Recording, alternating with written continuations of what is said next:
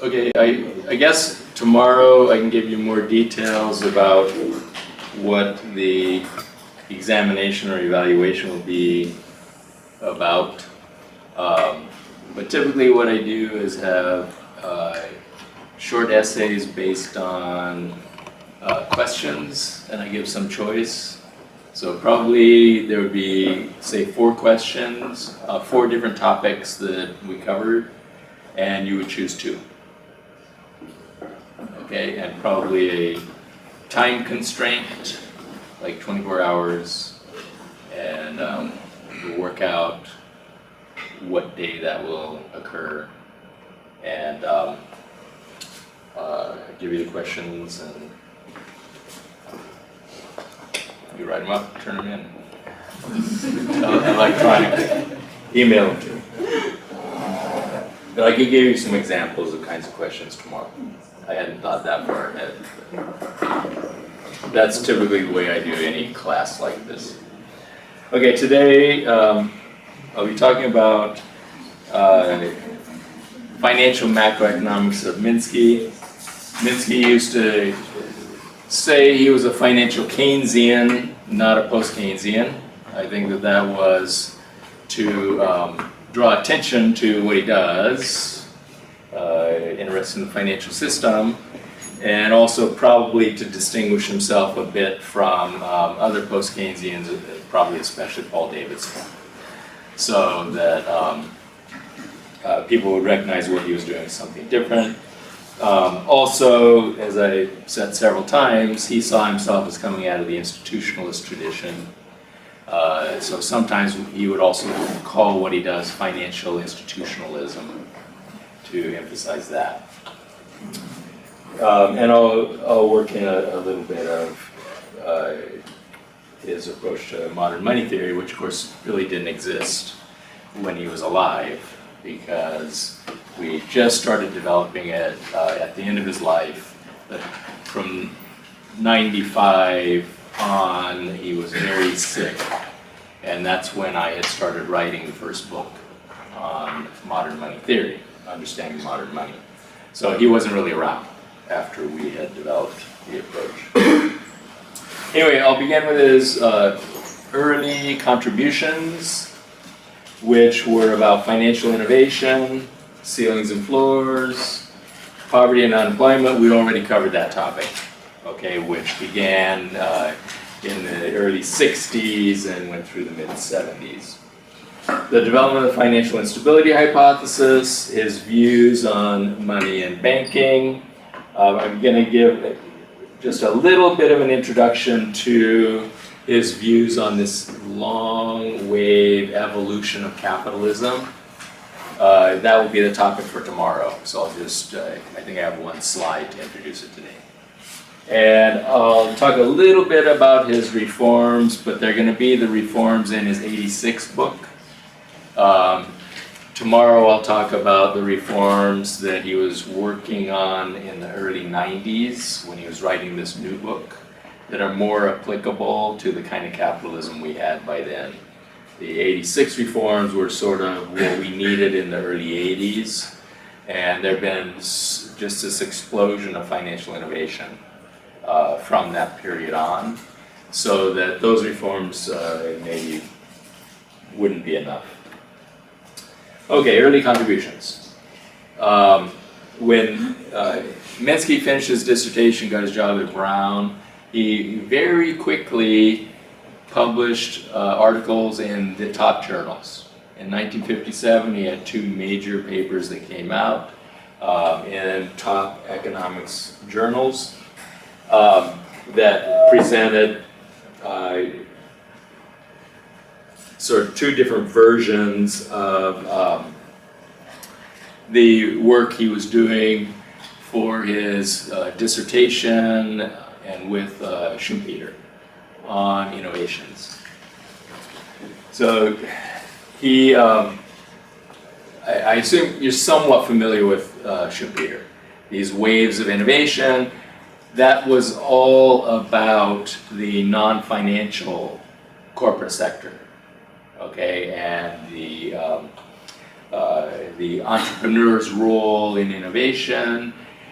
Chapter 3 of Schumpeter's book is all about the need for financing of innovation. Minsky thought that was a very important chapter. It would be one of the first things he would recommend that a student read. He'd say, go read Schumpeter chapter 3 on financing innovation.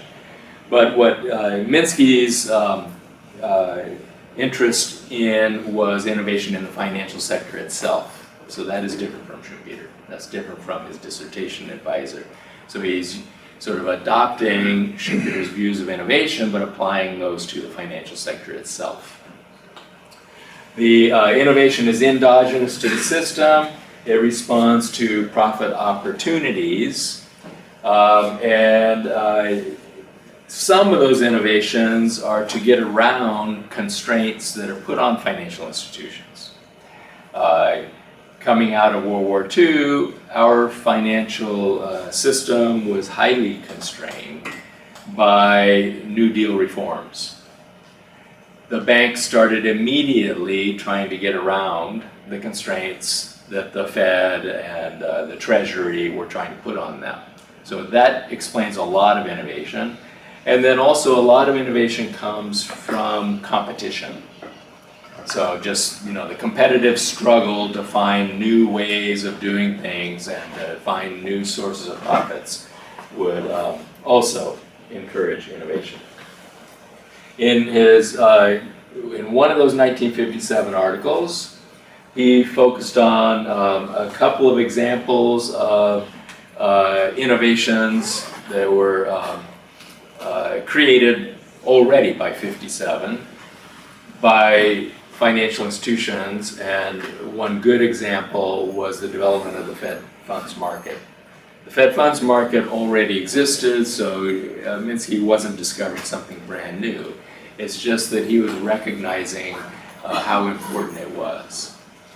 His argument was that the Fed funds market was allowing banks to get around attempts by the Fed to constrain their growth by constraining reserves. His argument was the Fed funds market allowed banks to economize on reserves. Any bank with excess reserves could lend them in the overnight interbank lending market to banks that needed reserves. That allowed a given quantity of reserves to support a greater growth of demand deposits. Because you have to remember, in the US, we had required reserve ratios. And we still have required reserve ratios. And so he is moving away from the orthodox exogenous deposit multiplier story of money in this paper, recognizing that the development of Fed funds market allows banks to economize and sort of break free a little bit from reserve constraints. Now, it's not going all the way to endogenous money, but you can see the beginnings of an endogenous money story here, where banks won't necessarily be constrained by reserves. That innovation, he argued, this was one example, he uses a couple others in this paper. The innovation by financial institutions stretches liquidity. Okay, in the example that I just gave with the Fed funds market, a given quantity of aggregate reserves are highly liquid, that's high-powered money, supports a greater quantity of lending and of deposit creation. So you're getting more bank money relative to the supply of government money. So you are stretching liquidity. So he argues that financial innovations tend to stretch liquidity. This will be a theme all through his work. The financial innovations tend to stretch liquidity, which increases fragility. A lot of innovations also reduce margins of safety. So if you're not familiar with this, the idea is that you want to build some room for error in case things go wrong. Okay, a larger capital ratio, it provides a larger margin of safety. Your capital can absorb losses on loans. So the larger your capital ratio, the bigger the margin of safety you have against loan losses. If you reduce your capital ratio, you are reducing the margin of safety. He argues that these innovations that stretch liquidity, that reduce margins of safety, will continue until something goes wrong. Okay? Where it turns out your margin of error was too small and you get in trouble. Then the government will intervene, and that intervention validates the innovations. You learn a lesson from it. Okay? You could say you learned the wrong lesson. You learn the lesson that increasing fragility and taking greater risks actually pays off, because you get higher profits, until things go bad, and then you don't suffer losses because there's an intervention. And so you continue with that innovation. All right. The second paper was taking Paul Samuelson's Multiplier-Accelerator model. And probably you've come across this. So you know what the multiplier is, the investment spending multiplier. The accelerator just says that investment itself is probably a function of income. So investment increases income through the multiplier, but rising income will increase investment through the accelerator. So you've sort of doubled the impact, or more than doubled the impact. In the upward direction, it can cause explosive growth, because you have a combined accelerator and multiplier impacts. In the downward direction, when investment falls, income falls through the multiplier, that then causes investment to fall even more because of the accelerator. And they feed on one another. And so what Samuelson showed was that an economy with a multiplier accelerator operating will be extremely unstable. Potentially, it can be extremely unstable. It depends on the parameters, the size of the MPC and the size of the accelerator coefficient. And he showed that you can have different situations depending on what those parameters are. That you could get explosive growth, okay, upward and downward. So essentially, the economy grows to infinity or it collapses to zero. You can get cycles where the amplitude gets bigger and bigger and bigger, so the cycles get wider and wider, or they dampen. They start off big and dampen.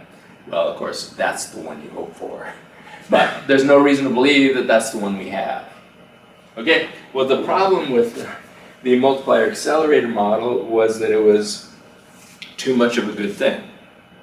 It's good in the sense that, okay, we can explain the business cycle using a Keynesian model, in the sense that it has the multiplier in it. On the other hand, the real world economies have business cycles, but they don't seem to behave this way. Okay? You don't observe economies growing infinitely fast or collapsing to zero very often. Maybe occasionally. You could argue that in the Depression we were on our way to zero until the government intervened. So what Minsky's innovation was to say, well, we know something constrains it. What is it? Hicks had already had his own explanation. Minsky came up with his. What is it that constrains the instability? Why don't we just have increasing amplitude of our cycles? Why does it seem that there's always a constraint? We go up in a boom, but eventually we hit some sort of a ceiling. Or we collapse in recession, we hit some sort of a floor, and we start to recover. What is it that causes that? So he said it's institutions, which comes out of his institutionalist tradition. There are institutional ceilings and floors that intervene to prevent explosive growth or collapse of the economy. And those institutions can be more or less effective at constraining the instability. If you had the right institutions, then the cycle would be relatively stable. If the institutions are not very effective, then the cycle will be bigger, and it could be getting worse over time.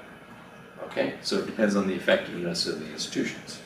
The institutions could be private institutions, or the institutions could come from the government. So it could be, for example, I was talking about financial constraints. Financial constraints could intervene and stop the explosive growth because banks aren't allowed to lend anymore.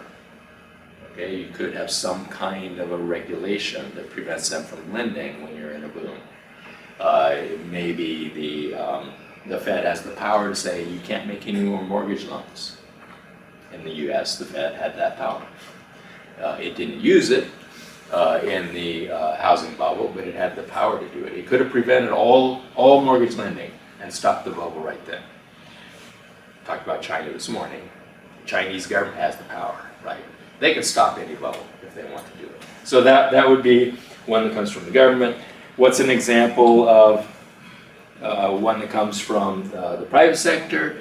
If you think about the stock market, usually you suspend trading when stock prices move in either direction of too much. You just stop trading. Well, that is putting, say, a floor to how far stock prices can go and a ceiling to how high they can go. And that's not done by the government.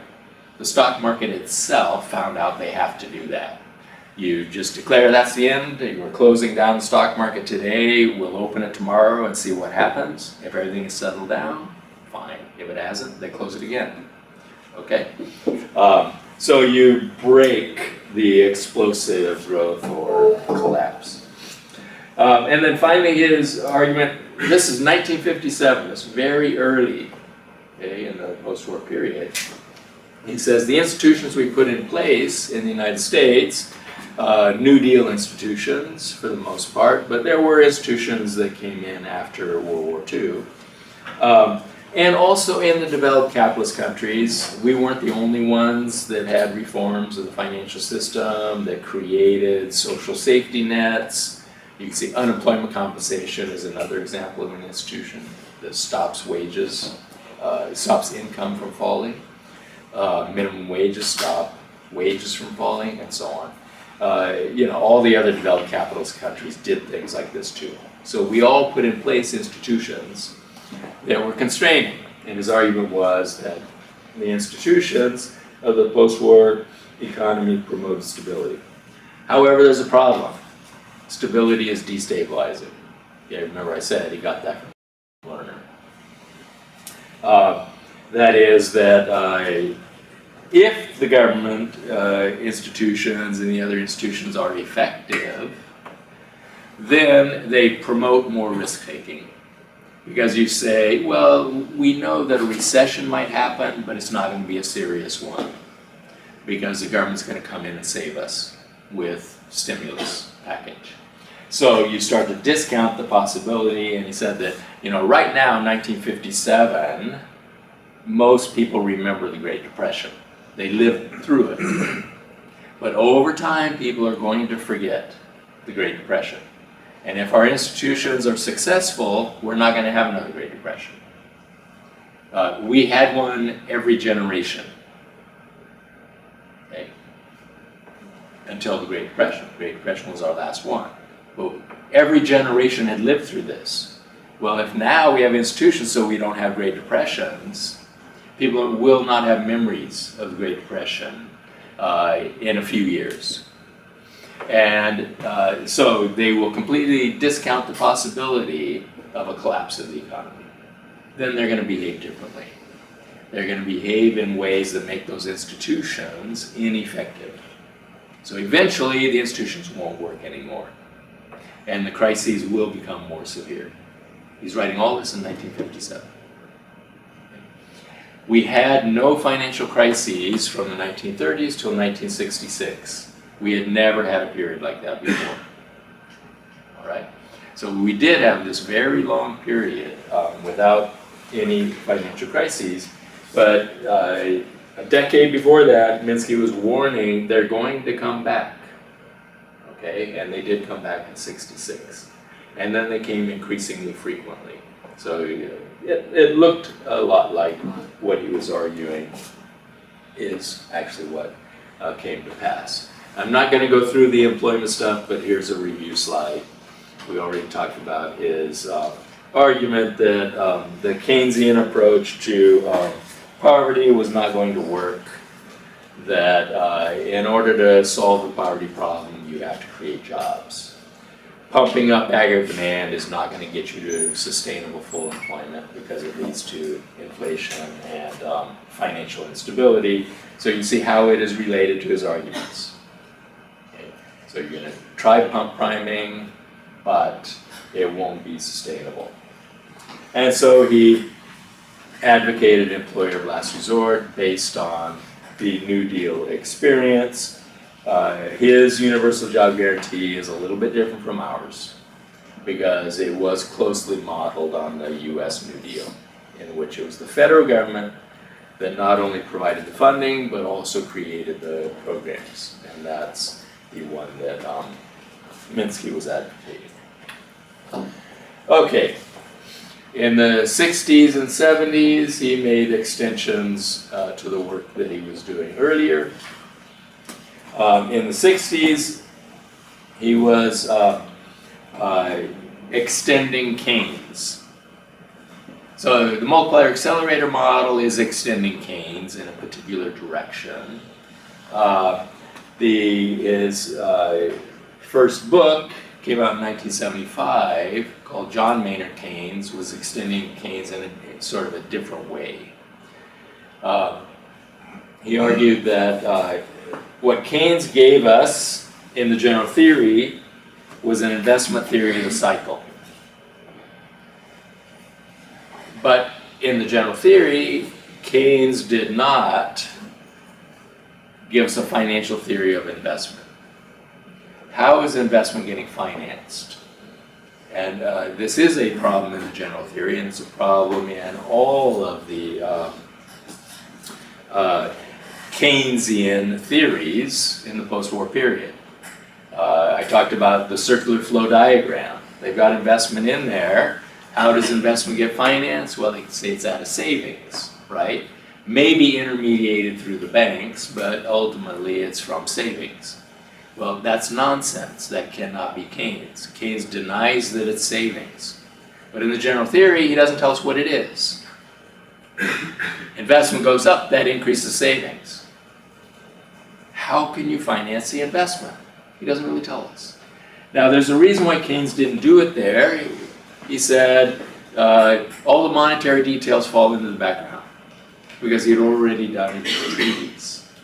And he had written about financing spending in the treaties, and then he wrote articles after the general theory explaining how investment gets financed. The best one, I think, was 1939, which I think was written as part of a UN report. It's very good.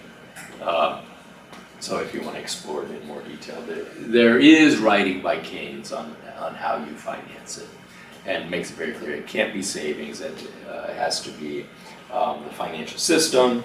Also, he, in his response to Robertson and Olin, he talks about, and I mentioned this, I think, the finance motive, okay, which is bank lending is the source of finance. Anyway, what Minsky wanted to do was explicitly bring finance into the investment decision. So that's what he's doing in the JMK book. I'm going to come back to it in a minute. The Koleski view of profits. When he, let me back up. He wrote the JMK book largely when he was on sabbatical visiting at Cambridge. And he was there with Robinson, and the other people who became the fathers and mothers of post-Keynesian economics. And also Kregel was there at that time. writing his dissertation with Robinson. Okay, that was earlier. It took Minsky a while to finish books. He would get distracted. He would rewrite chapters over and over and over again. He drove his publishers crazy. So probably it was almost done in 72, but it wasn't finished till 75. Okay. In the JMK book, there is no Kalecki equation. Okay, so there is no explicit explanation of the relationship between profits and investment. John King interviewed Minsky at the Levy Institute. I don't remember the year, but obviously it's in the 90s, before 96. And asked him about that. He said, when did you become aware of Kalecki's work, the Kalecki equation? And Minsky said he didn't remember. But it's not in this book, and so perhaps he hadn't been aware of it. It just seems pretty unlikely because Kalecki was a major figure. It seems like he probably had read Kalecki, but don't know the answer. He told John King that he didn't think that he had come across the equation. He started using the Kalecki equation just a couple years after the book was published. So exactly why and how all that happened, I don't really know.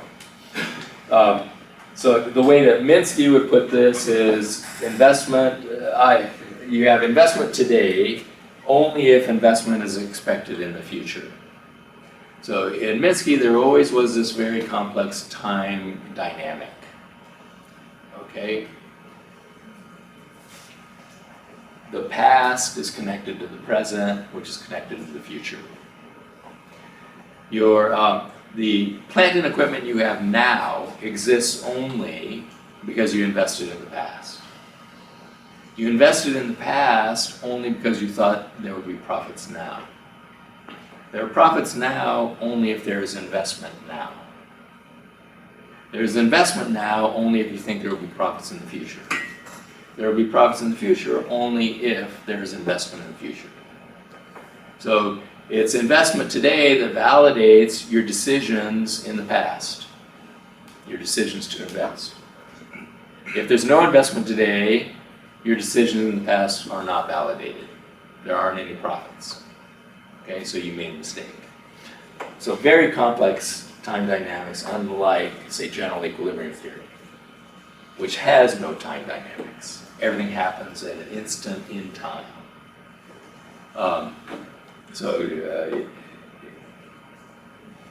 Austrians and post-Keynesians share this view that time is very important. All the followers of Keynes emphasize uncertainty.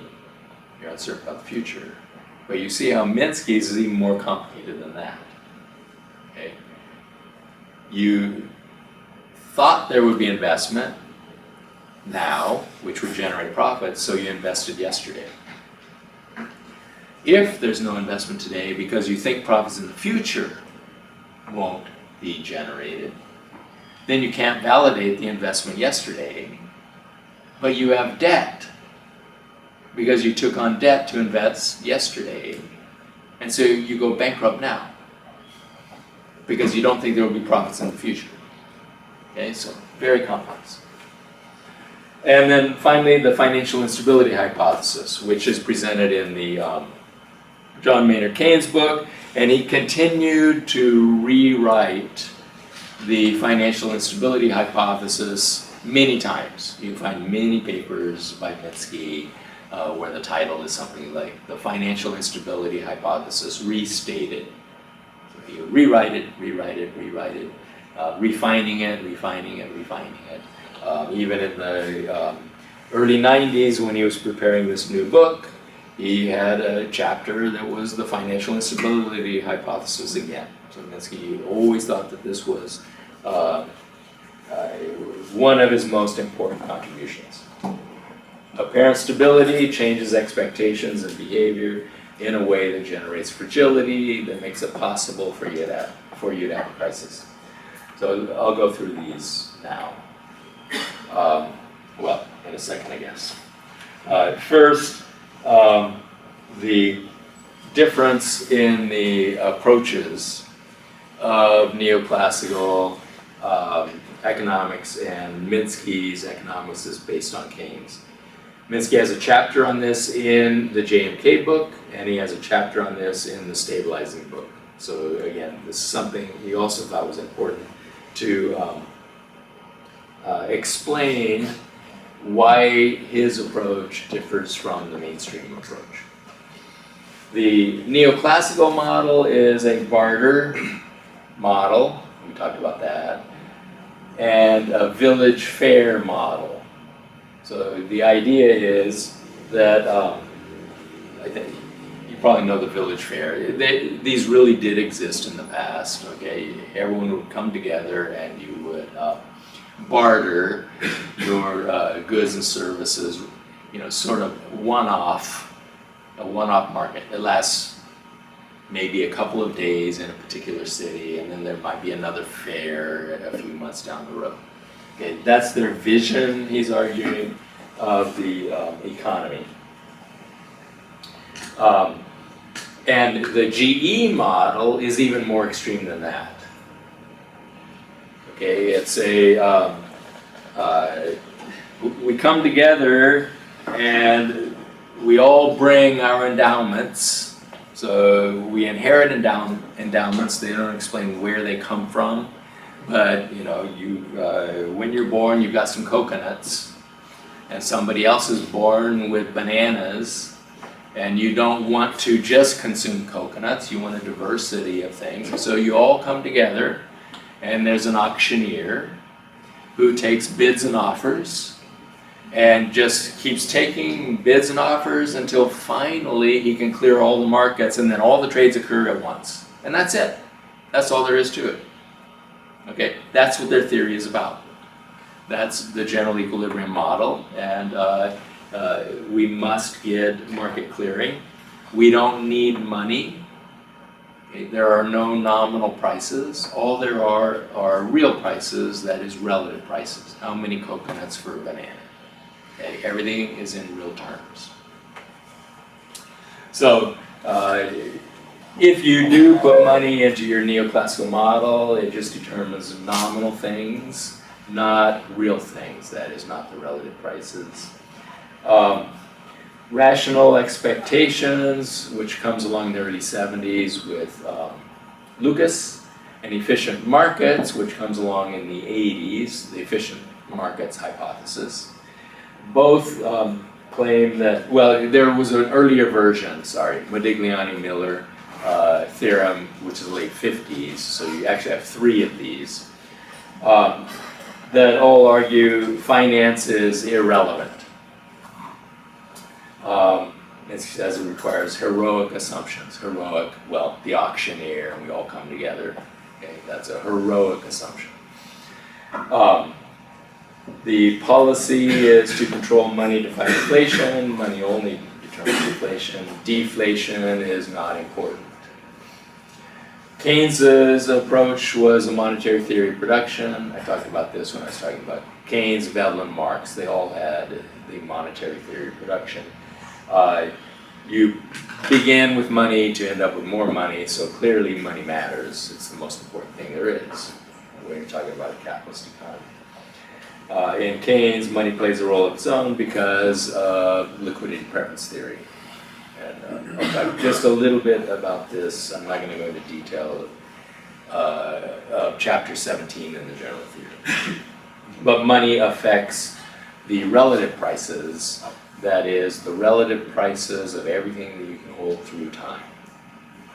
Keynes argues that anything you can hold through time has its own rate of interest measured in its own terms. So there's a wheat rate of interest, a copper rate of interest, and so on. Those are all real prices. A real price is determined based on the own rate of return. And in equilibrium, we make sure that all the assets get held by somebody. The prices adjust until the total returns are all equalized and all the assets find homes. Money plays a particular role because there is a preference for liquidity. And so the assets with greater liquidity can have a lower yield than assets with less liquidity.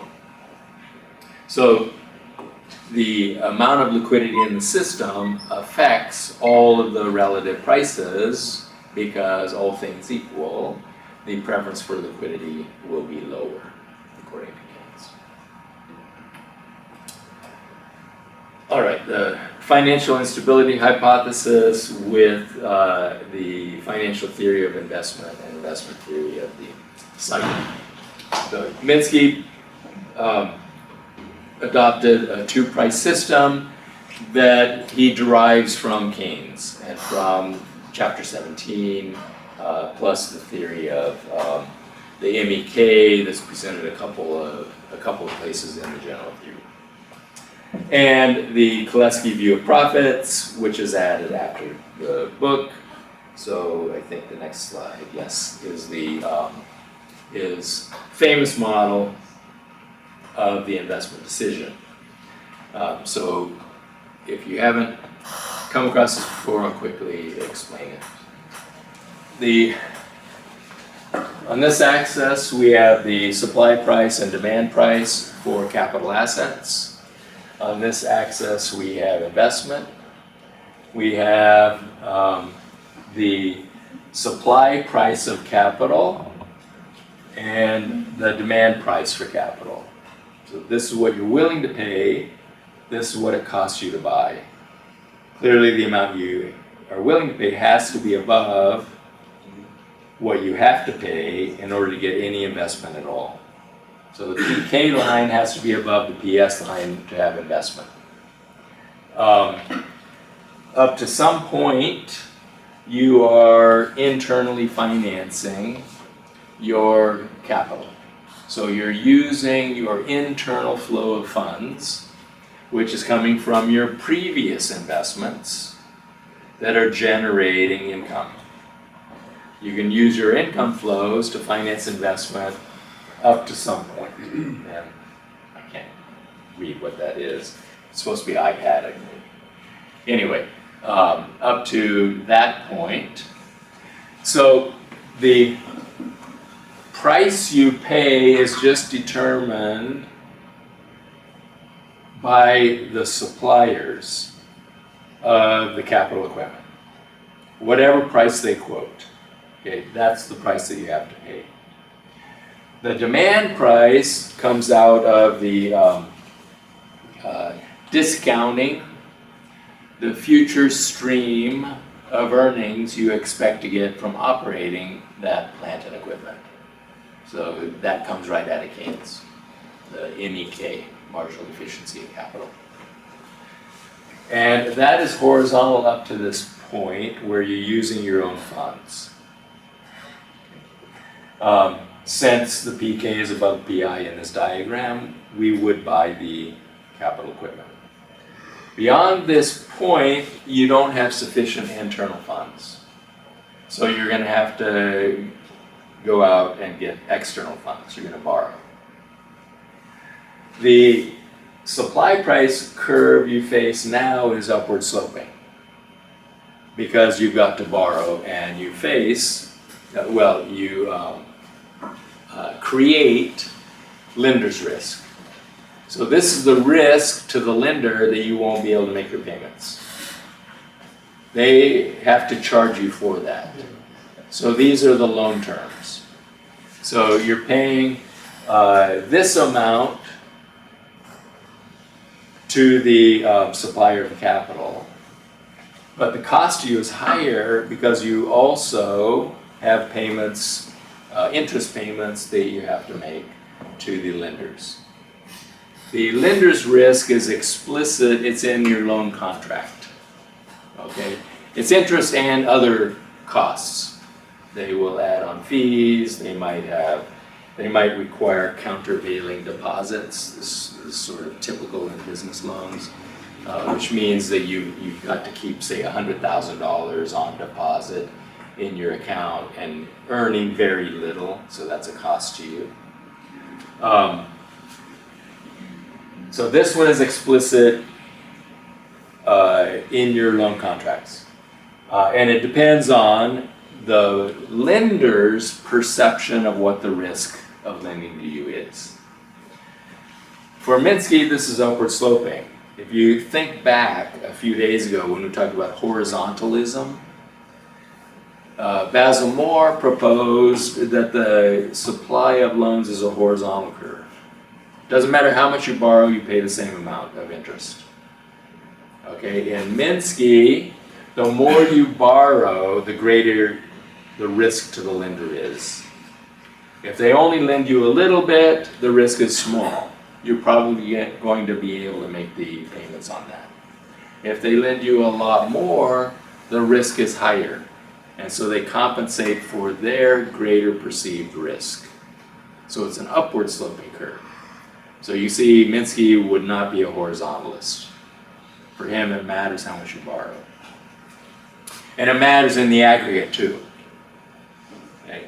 As all firms have borrowed more, things can get more risky. Now, there's a caveat here that I'll come back to. Because if everything is going great, and everybody's investing, profits will turn out to be very high. So it actually makes it easier to make the payments on the loans. If we're all acting together and investing on it. Minsky understood this, and it's in his model. Okay. So when we move to the aggregate, things are a little bit different. Because if everybody's investing, the profits are going to be very high, and the chances of defaulting are actually very low with greater amounts of borrowing and investing. Everything works very well until something doesn't work, right? Until a few firms get in trouble and then the whole thing can collapse because everybody is very heavily leveraged. That is, they have lots of debt. So it's all part of his theory. Okay, why does the PK curve slope down? This is borrower's risk. This one is the risk to you as a going concern. So you think of your firm, it's a going concern, you want it to last. The risk to you that you will be forced into bankruptcy because you can't make payments. If you're borrowing, if you're not borrowing, if you're using your own funds, clearly you can make mistakes. You might have been too optimistic, right? It turns out the project is a failure. There's no profits. Okay, you've lost your funds, but you can stay in business. Okay, you made a mistake, but you bought it outright with your own funds. You're still in business. If you borrow funds, there's a chance that you're going to be out of business. Your firm disappears. So there is a risk to borrowers. This one is subjective. It's not written in any contracts. This one is objective. It's the lender's terms. So this one is just perception. Perception of risk that you're facing. All right, what tends to happen over the course of the cycle, you're starting with a little bit of optimism, but not very much. These curves are very steep. The bankers are wary of making loans, and the investors, I'm not talking about stock market investment, okay, I'm talking about real investment. The investors are wary too. They think the risks are really high, and the curves are really steep. Okay? Over time, if people on average are successful, then the curves can get flatter. And you can draw it yourself. If they're flatter, we're going to get an intersection out to the right, which means more investment. So as you go through the course of the upswing, optimism tends to increase, which increases investment. Now if we throw in the Koleski equation, more investment means more profits at the aggregate level, not at the individual level, right? It wouldn't be true to say, if I invest more, my profits will be higher. Who knows if they'll be higher, right? I can make mistakes. But at the aggregate level, if everybody's investing more, then profits will be higher. And so that will encourage even more revision of your expectations, even more optimistic. Banks will become optimistic. If hardly anybody ever defaults, then they're going to perceive less risk and charge less interest. So that explains how the curves can become flatter. Of course, everything can work in reverse. A few firms fail, aggregate profits go down, more people are struggling, you can start to get pessimistic, and then they all get steeper. The positions of the curves can change too. Over the course of the cycle, if things are optimistic, then this curve will tend to shift up. You're willing to pay even more for the same investment than you were before. This curve could possibly shift up too. If you start getting congestion in the capital production markets. So there's so much investment going on that the firms that produce investment goods are swamped with orders. They can't find the right kind of labor to meet the orders. They start raising the prices. So this curve can also shift upward. Okay. In JMK, in the book, he complicates this model. Adds more curves to it and so on. This is just the very basic diagram. If you want more, you can read the book. I think most of the complications are, first, it's pretty obvious what he's doing, and it just makes the diagram a lot more difficult to work through. If you understand this one, you've got enough. Okay, is there anything? Yeah, I think everything there is covered. Okay, the financial instability hypothesis. So this is our financial theory of investment. The investment theory of the cycle is just Keynes. Investment is the most unstable component of GDP because it's forward-looking. It's based on expectations for the future. The expectations are formed in conditions of fundamental uncertainty. You can't know the future, you know you can't know the future. And therefore, Keynes says, they're subject to whirlwinds of optimism and pessimism because of uncertainty. So investment is very unstable, and because it has a multiplier impact, it impacts GDP. So it is the driving variable of the business cycle. All of that comes from Keynes. What Minsky adds is the argument that at least some of the positions in assets have to be financed. You can't have everything internally financed. It requires some external finance. You build in margins of safety. In the beginning of an upswing, you remember the recession, you're still worried about the future, you build in very big margins of safety so that the PK has to exceed the PS curve by a lot to get you to invest. You will limit your borrowing. You aren't willing to borrow a very high ratio against your expected income flows. Lenders aren't willing to lend a very high percent of the cost of the capital or the cost of homes. So you're requiring the purchasers to put up more of their own money against the loans that you are providing. So you build in margins of safety. Over time, those start to erode. Minsky argued that we begin the upswing with firms that are mostly hedge finance. Hedge means that they expect to be able to cover all the interest payments and all the principal payments on time out of their income flows. Okay. There could be a few speculative firms. Some kinds of business, by their very nature, are speculative. Speculative means you can't pay the principal, but you can make the interest payments out of your income flows. You expect at some future time you will have the income to pay down the principal. Okay, so it's a little bit more risky. If interest rates go up, you might not be able to pay the interest. If things don't work out the way you think, you may not be able to repay the principal. Okay, so things could go wrong if you are undertaking a speculative position.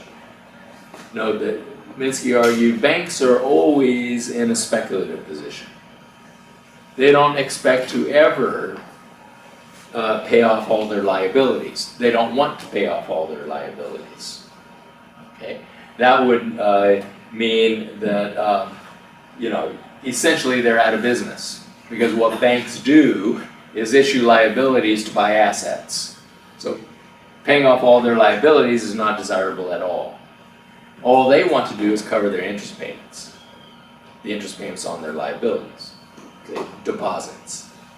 So they want to earn enough on loans to make sure they can pay the depositors the interest that they promise. If they can do that, they're perfectly happy. They don't want to pay down all their liabilities. So some kinds of businesses are speculative. And then finally there's Ponzi. With Ponzi, you can't even pay your interest. There are some kinds of business that are naturally Ponzi, and it's not necessarily a bad thing. If you think about home builders have no income at all until they complete the project and sell it, right? Sell the houses. So that's Ponzi.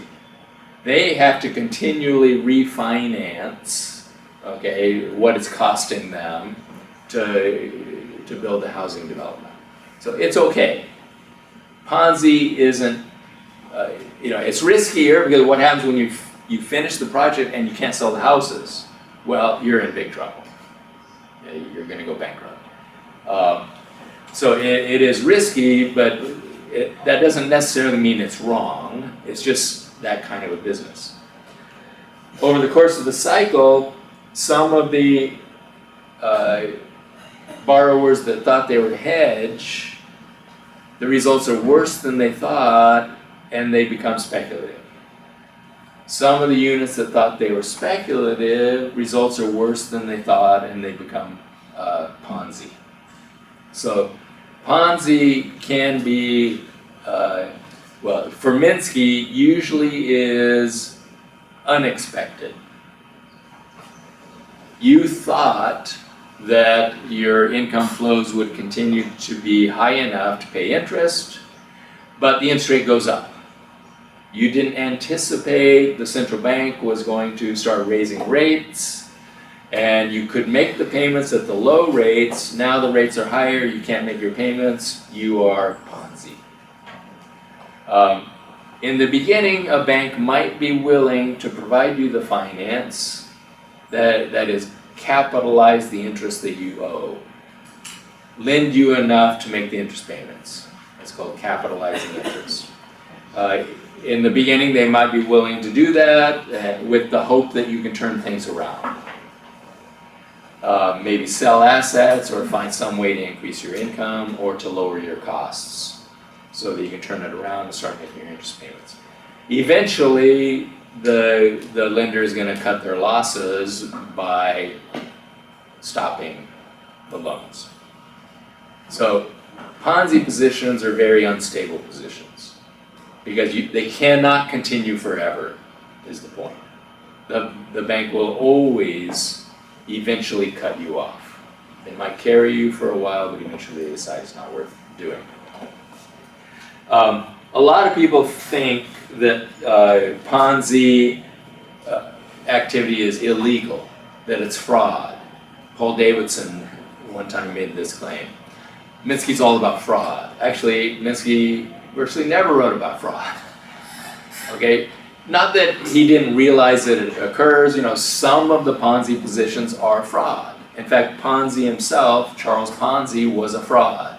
Minsky took Ponzi's name and called this financial position a Ponzi position because Ponzi's position was, it was a pyramid scheme, which is a Ponzi scheme. But Minsky, in Minsky's view, you don't need to have fraud for this to occur. Okay, so some people make that mistake that Minsky's talking about fraud. He wasn't talking about fraud. He was talking about things didn't work out for you. Is it leverage, related to leverage? Well, yeah, your income flow isn't great enough for the amount of debt you have, and you can't make the payments. Okay, over the course of the cycle, so we move from mostly hedged to a lot of speculative and some Ponzi. It can happen either because finance costs rise, and of course finance costs do tend to rise over the course of the cycle. Why is that? Because central banks start fighting inflation, or fighting imaginary inflation. Even if there's no inflation, they will imagine that there's pressure. So, you know, they almost always are going to raise finance costs over the course of the cycle. And then expected cash flows aren't forthcoming. This can be simply because you get caught up in the euphoria. You think every possible scheme is going to be profitable. Okay? For a while, China was like that. Every scheme seems to work, and so they get crazier and crazier schemes. And then finally, some of them don't work. Also, I'll say it here, it's not in here, but another thing that will always happen over the course of an upswing is that the government's budget is going to move away from deficits and towards surpluses. Now, you may never get to the surpluses, but the deficits go down because tax revenue grows and government spending on welfare goes down in an upswing. So the government's budget starts moving toward a surplus, and we're going to do the Kleski equation in a second. From the Kleski equation, we know that if the deficit goes down, profits go down. So it's actually the government starts taking away profits in a sense, and so your expectations aren't realized. The other thing that happens for most countries, definitely happens for the United States, over the course of the cycle, our trade deficit gets worse. So our current account deficit gets bigger and bigger and bigger over the course of the cycle. That also sucks profits out of the economy. So because of the sectoral balance effect of economic growth, profits are going to get squeezed in an expansion. So even though you have, more investment creating profits, more of it is getting taken out because of budget surpluses and current account surpluses. So that will cause expected cash flows to not be realized. When people start adjusting to this new reality, starting to get scared, they try to make their payments. Okay, their income flows are not there, but they try to make the payments. How can they make them? By selling assets. So they will start selling assets. Of course, the problem is this is an aggregate problem, right? The profit flows aren't there. In the aggregate, more and more firms are having trouble. So you have sellers, but you don't have buyers, because everyone is in a similar situation. If you have sellers and no buyers, what happens to asset prices? Well, they collapse. And that is what generates the Fisher debt deflation dynamics. Okay, there is a snowball effect of the asset prices are declining, your net wealth is going down, you try even harder to sell assets, and that drives the price down further. Everybody's selling, nobody's buying. Okay, returning to his 50s work, the institutional constraints can put ceilings and floors that will attenuate the boom and also the slump. Big government and big bank are the two main institutions that come from the government that help to constrain the instability. Yes, I will go into more detail what those are. The big government effect and the big bank effect. If those constraints are successful, then the problem is you change expectations in a way that will enhance the instability. People will say, okay, things can go bad, but the government intervenes, so you have moral hazards. And one of the worst moral hazards is if the government has a bias toward bigness. If the government says, you know, we can't let a big firm or a big bank fail because the implications for the economy are too great, then you're basically telling the big bank and the big firm, go ahead and do anything because we're always standing behind you. This generates a longer-term evolution approach, a stages approach that I'll talk about tomorrow. Minsky's earlier writing, well, his very earliest writing does talk about a stages approach. In the middle period, when he's developing Financial Instability Hypothesis, he doesn't really talk about this stages approach. In the late 80s, he comes back to it and starts arguing that we go through stages in the evolution of capitalism that in which these institutional ceilings and floors play a role. Okay? You have the transition from a very stable kind of capitalism to a very unstable kind of capitalism because stability is destabilizing. So he starts extending the Financial Instability Hypothesis to sort of a longer period analysis. In '82, he wrote a book, well, I'm sorry, he didn't write a book. He published a book that was a collection of his articles from the previous years. I think there's one that goes all the way back to the 60s. So collecting these papers, and the book is titled, Can It Happen Again? And the conclusion of this book, it is the Great Depression with a Fisher debt deflation. So can the 1930s happen again? The conclusion of this book is no, it can't. The reason it can't is because of these institutional constraints, the big bank and the big government, they won't let it happen again. So that's his conclusion in '82. By 10 years later, '92, he would answer the question differently. He would say it might happen again. So things had changed enough in that decade, he started to wonder if maybe the government wouldn't be able to do it, wouldn't be able to prevent a Great Depression with a debt deflation. Part of that is because of the financial innovations that became much more dangerous. Part of it probably was because of the incompetence of the government. He had much less faith in government after Reagan and Bush. Clinton revived it a bit, but Minsky died in '96, where the Clinton boom had just started.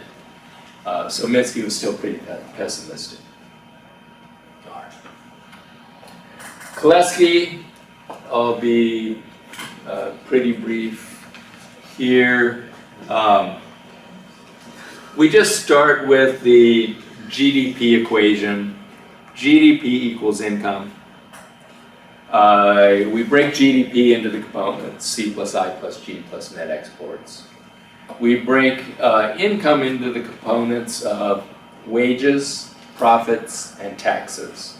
Wages are, of course, the income of workers. Profits are all of the capital income. It's gross profits constant. It includes interest and rent. And then taxes are the income of the government. Okay? And then you just work through rearranging the equation, and you will get to this one. One other thing. We also set income equal to what you can do with your income, which is consume it, save it, and pay taxes. So that is all an identity. We solve and we get down to this equation. So this is the general equation. Profits are equal to investment plus G minus T, government minus taxes, which is deficit. So that's deficit, plus net exports, plus consumption out of profits, minus saving out of wages. Okay, this is the general equation. If we make what are called the classical assumptions, which is that capitalists don't consume, and the argument basically is capitalists don't live to consume, they live to make profits. So that's assumed that they don't consume. And workers don't save. Why? Well, because their income is too low. They're just workers. And the employers just pay them enough so that if they consume everything, they can survive. Okay, so it's classical. This is the classical view of the two classes. Then we get down to a much simpler one. Profits are consumption out of profits plus investment. Okay. Oh, no, that's also with no government and no foreign sector. So that's the simplest model. The logic, I won't go through every component of this, but why is it that investment creates profits? It's because if you are producing capital equipment, you're employing workers. So you have workers in the investment sector who receive wages. Those workers spend their wages on consumer goods. If we ignore saving out of wages, they spend all of their wages on consumer goods. Their spending on consumer goods comes back to the capitalists who produce consumer goods. Those capitalists didn't pay the wages. They only paid the wages of the workers who produce consumer goods. So the capitalists in the consumer production sector, producing consumer goods, paid wages equal to the wage bill in the consumption sector. But their total sales are wages in the consumption sector plus wages in the investment sector. So they're getting profit. So that's where the profit comes from. It comes from the fact that they receive an income that was never their cost. Their cost is the workers in the consumption sector. But they're getting this extra income from workers in the investment sector. Now, if you think about it, a budget deficit is exactly the same thing. Okay? Because now they are getting spending by the government net of taxes. That's extra income that comes to them. So the government is buying stuff from them. And that means that they must be generating profit. Net export's the same thing. You're getting spending by foreigners. Okay?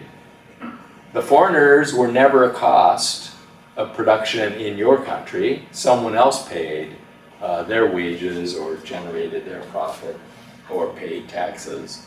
And so that's got to be a profit for your capitalists. So that's why those are all sources of profits. The saving out of wages, why is that a negative? Well, if workers don't spend their wages, the capitalists don't get it back and they can't cover their costs. You notice this leads to a very different view of savings. Is saving by workers a good thing? No, it has to be bad. It's always bad. Saving by saving by workers out of their wages is always a bad thing. It's bad for capitalism. Now, generally, mainstream economists think saving is great. They always want more, and politicians almost always want more savings because they think of finance as investment. All right, but the causation is the reverse in the first place, and in the second place, if the saving is by workers, it's reducing profits. So how can that be a good thing? How can that finance investment? It discourages investment because the capitalists are not getting as much profit. All right.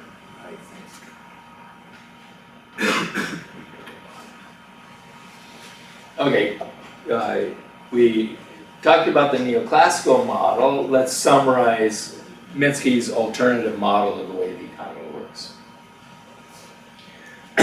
An alternative view of prices.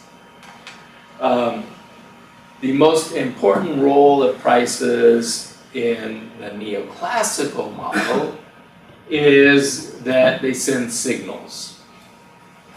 If you are, in that room with the auctioneer, the prices called out are a signal to you. If you're out there in the market world, prices are supposed to signal to you. When you're deciding, do you want to get be an art major or an economics major, you look at the price signals in the market. Which one will get you the higher wage? So prices are signals in the neoclassical model. In Minsky's view, prices are the mechanism to force a surplus from which profits are obtained. So Minsky did not have a perfectly competitive view of markets. There is pricing power. And the ability to set a higher price ensures that you will be able to earn a surplus above your costs. And that is the source of profits. At the aggregate level, the Kalecki equation determines profits.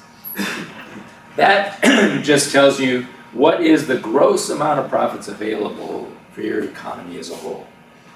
The Kalecki equation tells you that. It doesn't tell you which firms get profits. Okay, it tells you how much profits are available. What tells you which firms will get profits? Pricing power. It's pricing power that distributes the profits among firms. So like most post-Keynesians, Minsky had a cost plus markup approach. Doesn't adopt the marginal cost pricing neoclassical scheme. It's cost plus markup. Your ability to realize that markup depends on your pricing power. So he used to always give an example, it might not work here, of Coca-Cola versus Royal Crown Cola. Okay? Probably never heard of Royal Crown Cola. You've heard of Coca-Cola. Royal Crown Cola, was a lesser brand. He said, their product is exactly the same. Their machinery is exactly the same. Their costs are exactly the same. But the prices are very different. Okay? Coca-Cola can charge twice as much. Okay, why is that? The pricing power. Okay, they've got pricing power. They've convinced consumers that it is a different product. That you have a much happier life if you drink Coca-Cola than if you drink RC Cola. So, it's all in the marketing. And other things that determine your pricing power. So, for Minsky, you see, that pricing doesn't create any profits. None. So you don't create profits in your pricing. You distribute profits with your pricing. You distribute it to yourself if you have pricing power. The profits are created at the aggregate level through the Kalecki equation. So you can see that there's a micro and macro explanation here, and a micro and macro markup. So pricing power is the micro markup. Kalecki equation tells you what the macro markup is. The macro markup is forced by having an investment sector, a government sector, and a foreign sector. That's what forces a markup over the wage bill in the consumption sector. So he has a markup approach to both, macro and micro. In the micro level, it's exactly the same as my former colleague Fred Lee was one of the best known post-Keynesian microeconomists. It's Fred Lee's micro markup. Minsky adopts that too. But at the macro level, he's very different from the other post-Keynesians in recognizing that at the macro level, the pricing of Coca-Cola plays no role whatsoever in generating profits. It's the investment decisions of all the firms taken together that determines the surplus.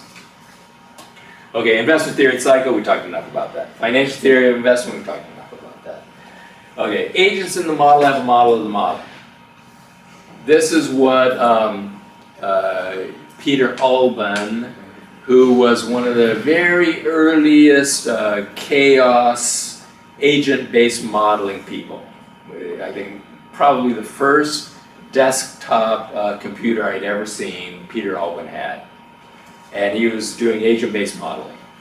And he's the one who said, oh, what Lucas says is that agents in the model have a model of the model. And that is right. So Minsky always said, at least rational expectations got one thing right. Okay? And that is, they said that your agents in the model have a model of the way the world works. Okay? And Minsky's agents in the model have a model of the way the world works. And that depends on, for example, the institutional constraints. It depends on the government intervening when things go bad. And so their model in the post-war period includes, oh, the government will rescue us. Okay, their model of the way the economy works takes account of the government intervening. Well, the Keynesian models of that time didn't have that. They're all based on a simple consumption function. You know the Lucas critique. Lucas was absolutely right about this. Okay, these models were far too simplistic. They had no expectations formation in them. So Minsky agreed with Peter Alban on that. So he always used this. The problem with the agents in a rational expectations model is that they are insane. They're all insane. Because they have a model of the model and they know their model is right. Okay? And the only people who know that they know how the world works are crazy people. So everyone in rational expectations modeling is insane. And should be in insane asylums, not out wandering around the world. Because they are crazy. Actually, everyone knows that their model is wrong. Okay, so the only rational belief would be that your model is wrong. You have a model, but you know it's wrong. And that's why you build in margins of safety. You know that the future can be different. Well, in fact, you know the future will be different from what you think it will be. You just don't know in what direction. It could be better, it could be worse. It's going to be different from what you expect.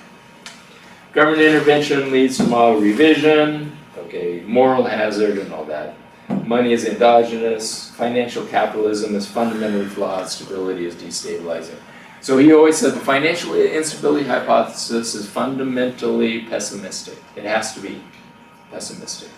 Because if you're successful at stabilizing, you will make the economy unstable.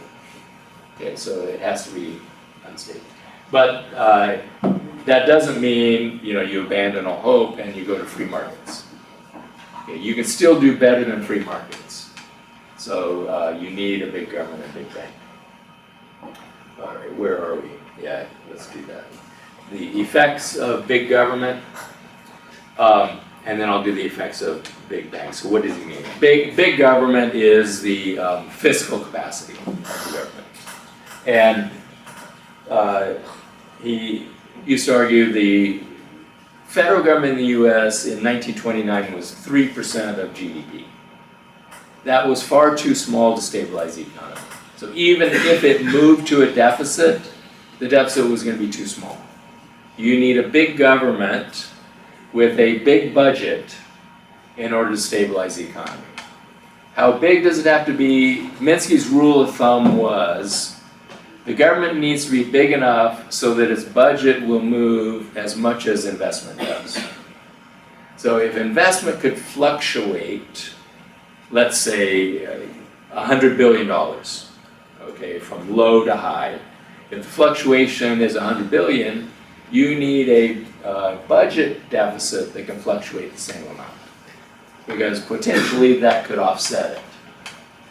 Now, Minsky's always writing about the United States, so he's thinking, it's a very American-centric, and it's also at a certain time period.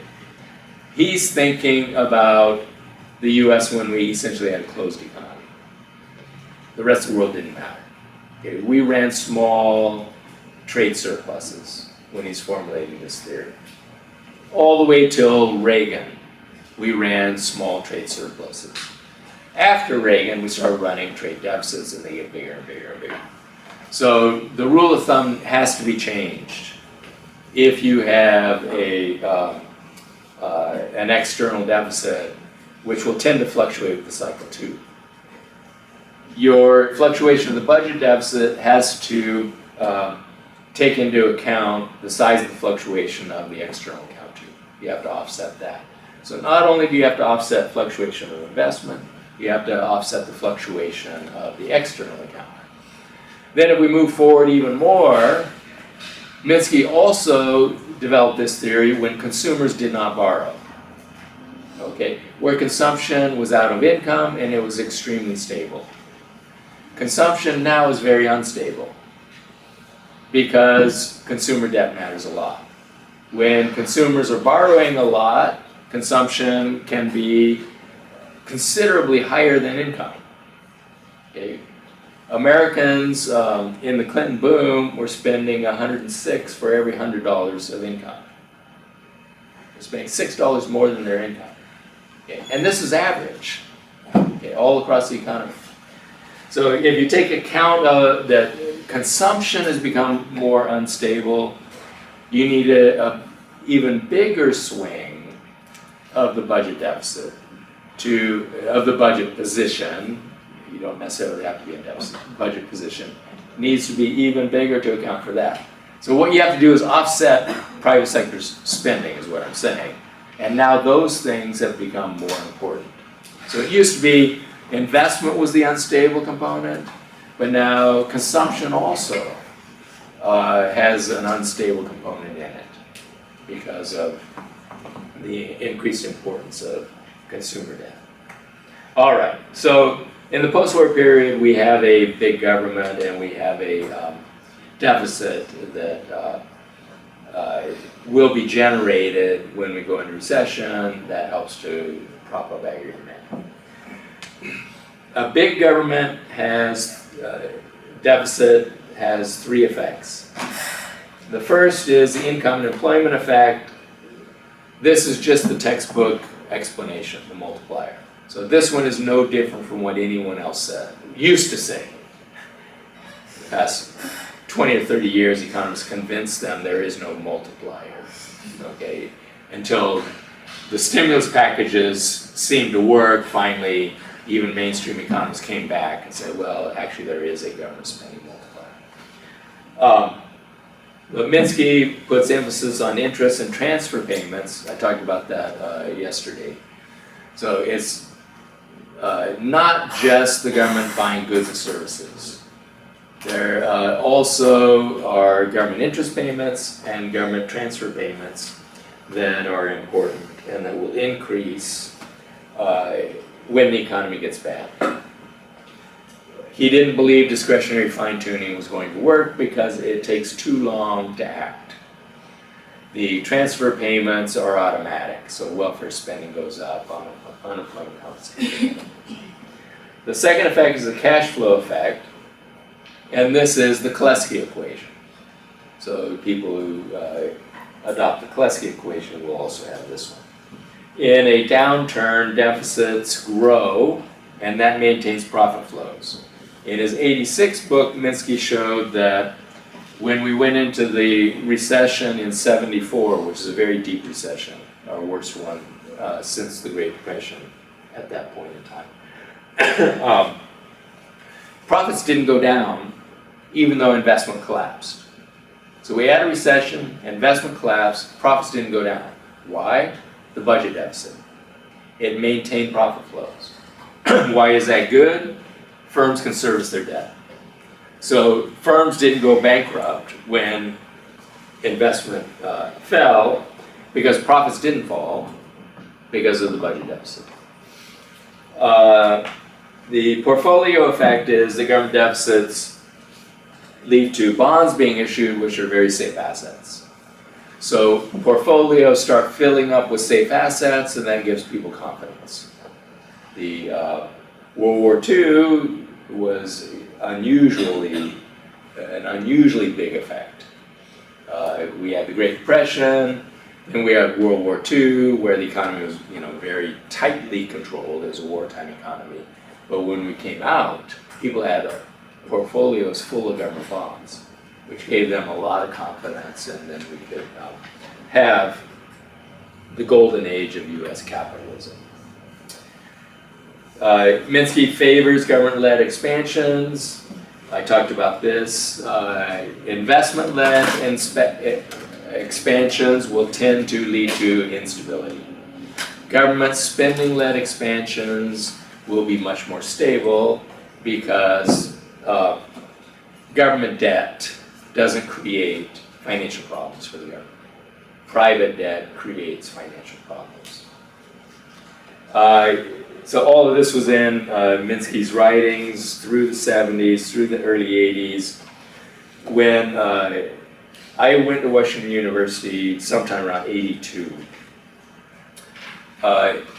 the data started to show that consumer behavior was changing.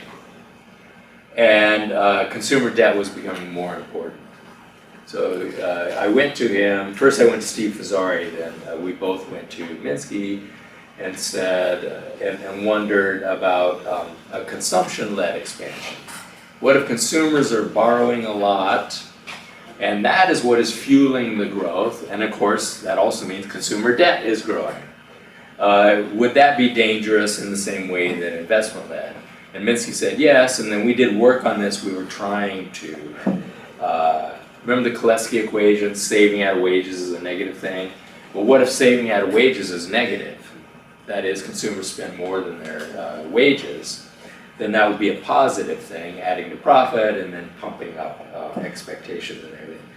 But we couldn't, of course the government doesn't collect that data. What is saving out of wages? We tried everything we think of, manipulating the NEPA accounts, but there's no way to get it. Skip forward 10 years, when Godley came to the Levy Institute. Oh, Wynn has a much better way to do this. Sectoral balances. So we were thinking about it, but we couldn't do it. And we didn't know of Wynn's work in the UK. 10 years later, Wynn taught us how you do it. And you just do sectoral balances. You can see what the household sector looks like. And then you would know that we were building up toward a global financial crisis. Okay, I'll do this and then we can do a break. I can't remember how many more slides there are. The big bank. The big bank is the central bank. So this is the other main stabilizing institution in the post-war period. In a crisis, the main role of the big bank is lender of last resort. So LOLR is lender of last resort. It's needed because the economy is naturally unstable, And that's the primary purpose of the central bank, according to Minsky. Now, central banks have other purposes. They set the overnight rate, they do some regulation, as I said before. But there's actually no reason why the central bank has to be the regulator. It can all be done by the finance department, or in the US, it's the Treasury Department. They can do all the regulating. The central bank, though, is the one that has to be the lender of last resort because they're the ones that supply reserves. Central banks don't control the money supply and they don't control inflation. So those are not reasonable tasks to give to central banks. The problem with lender of last resort is every time you intervene, you change expectations. The main side effect is risky behavior is rewarded. Bad ideas don't result in losses. It sends the wrong signals, increases risk, increases potential for instability, makes the financial structure more fragile. And so Minsky said that you have to have another side of the coin. If you're going to be a lender of last resort, and you have to have one, Minsky didn't think it's possible to run a modern capitalist economy without a lender of last resort, then you have to supervise their balance sheets. Because their reaction to lender of last resort will be to take more risk. So you have to prevent that. And you do that by supervising their balance sheets. So you need both of those things. Now, the Minsky did prefer to have the central bank regulate the banks instead of the Treasury.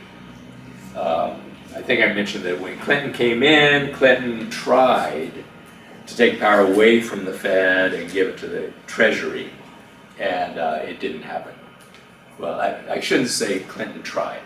The people, his advisors, were trying to push in that direction, but it was politically not possible. In the United States, I'm sure also in Brazil, central banks are considered nowadays to be untouchable. And so you just get nowhere trying to get Congress or Parliament to try to take power away from them. And Clinton gave up. Didn't really even try to do it. It was a complete dead end. But for Minsky, that's a good thing. Minsky wants the central bank to do it because they're the lender of last resort. He wants them to supervise them, and part of the supervision is in the lending. You get to see their balance sheets. So if they're going to come to you to borrow from you, they have to show you their books. That's his idea. He says, just like any lender, the central bank ought to be able to see your financial statements. Okay, so just as you know, the bank, when you go to the bank, they want to see your financial statements. If banks go to the central bank should want to see. The problem is, in my view, the Fed doesn't want to supervise, doesn't want to regulate, doesn't want to look at their books. It supplies reserves through open market operations. Even in the global financial crisis, the Fed didn't want to directly lend because it didn't want to ask banks, are you solvent? Because the Fed is not supposed to lend to insolvent banks. So it's like, don't ask, don't tell. They auctioned reserves instead of lending reserves. They auctioned the reserves for the most part because they don't want to do this stuff. And so that is our problem. They're lender of last resort. They go way beyond normal lender of last resort in a crisis, but they don't want to regulate and supervise the banks. So we have a big problem. And it's not resolved after the global financial crisis. If anything, we're worse off than we were before. Okay, when I looked, we were only halfway done, but I'm going to go quicker.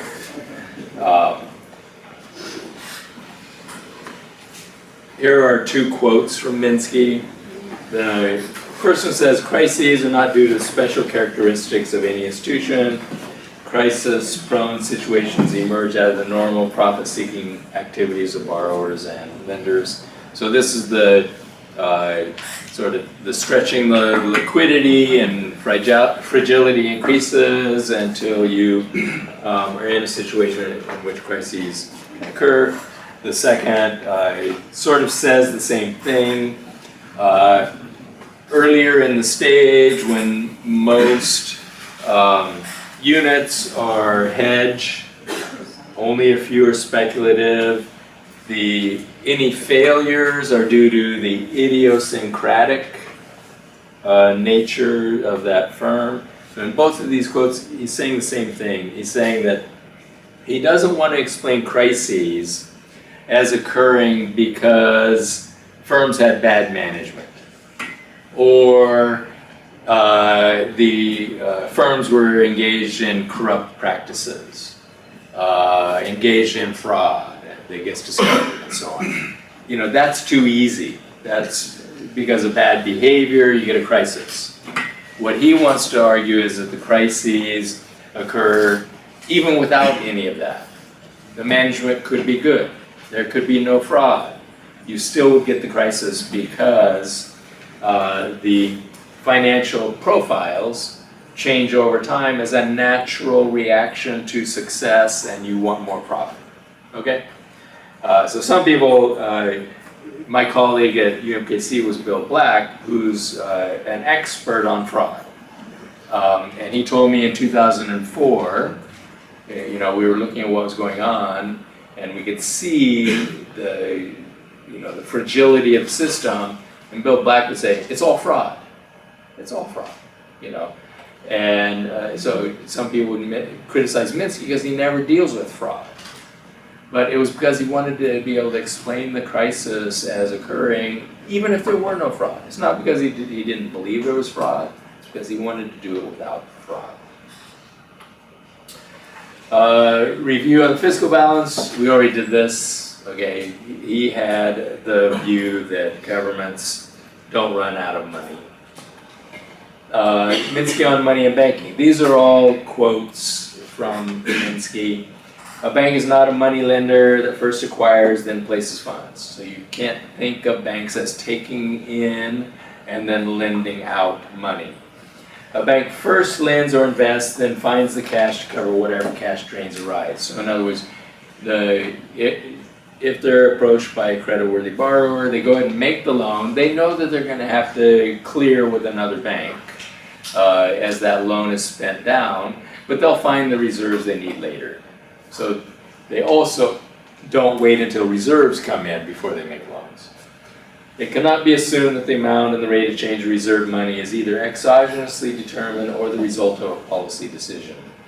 So exogenously, the central bank can't exogenously determine reserves. A lot of it is accommodating.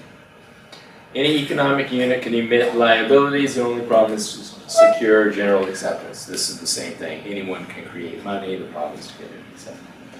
Money matters most of the time. At some rare but important times, it's all that matters. And sometimes money hardly matters at all. Okay, well, what does he mean? Money matters most of the time. It's monetary theory of production. Begin with money, you end up with more money.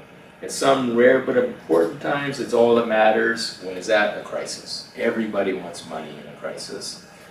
That's the liquidity preference. And sometimes money hardly matters at all. When is that? He's talking about when we got out of the Great Depression. Hardly anyone was borrowing, and they didn't need to.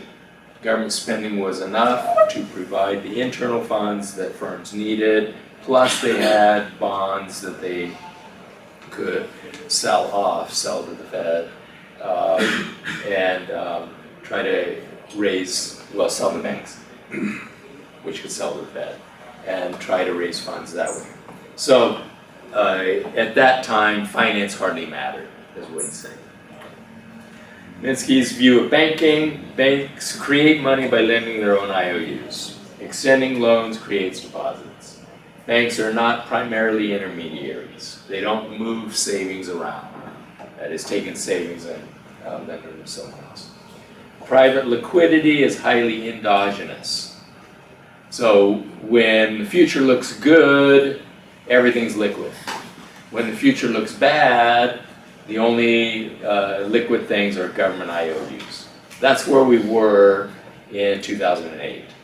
The only liquid thing was government bonds. Okay, and even those would get a small haircut. If you're trying to borrow against them, you couldn't borrow 100 cents on the dollar against government bonds. It grows and booms, disappears and busts. Bank credit can be highly destabilizing. So you can think of credit as being an accelerator, because credit can, in the boom, use credit to supplement your income. You can spend more. In the slump, you've got all this debt.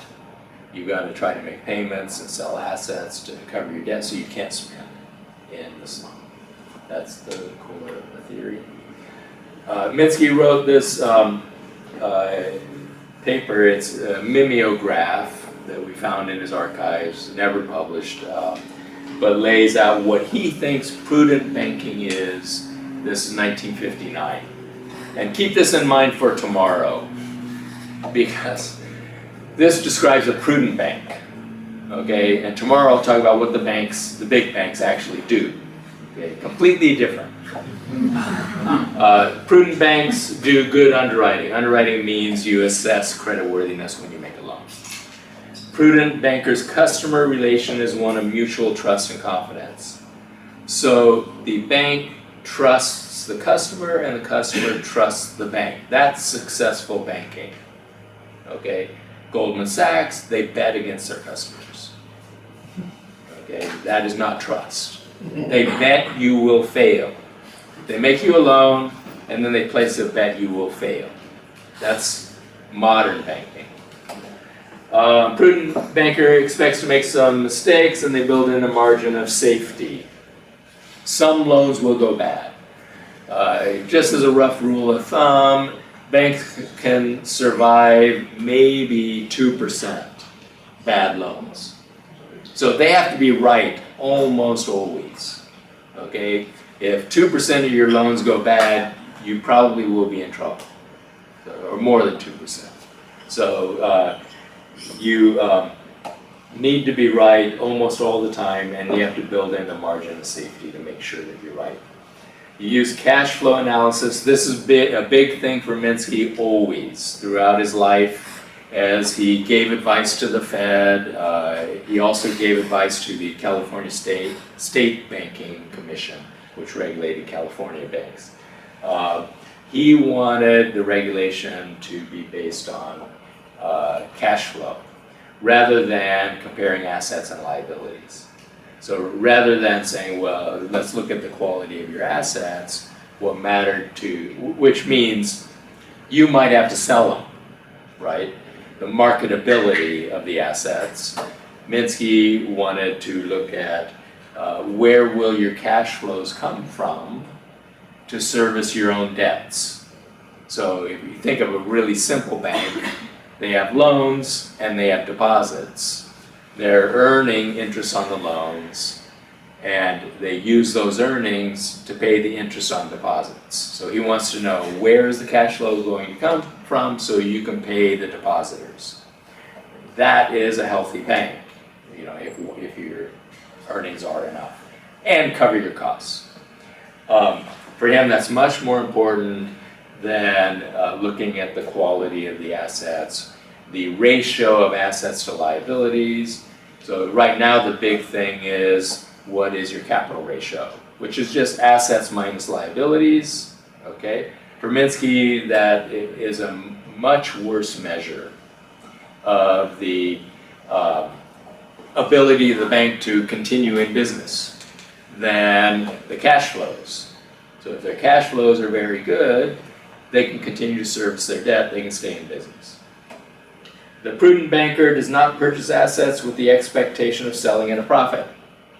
So you don't buy assets to sell at a higher price, because that's a huge part of modern banks, okay, Goldman Sachs and others. You do want some liquid assets that you can sell. So government bonds in your portfolio serve a useful purpose. If you have to sell assets, you want to have some government bonds. Today, mostly you don't sell them, you borrow against them, but it's the same principle. You need some assets you can borrow against, some highly liquid assets. The liquidity and solvency constraints on the banker are tight. They have to hold some liquid assets and they can't survive a substantial fall of the value of assets. So we laid all this out. This would be a prudent bank. The effort of capitalism, that's Schumpeter's idea, that the banker is the effort of capitalism. These are all quotes from Minsky. Peculiar circularity of capitalist economy, the sufficient investment to assure the economy does well now will be forthcoming, only as it's believed the sufficient investment.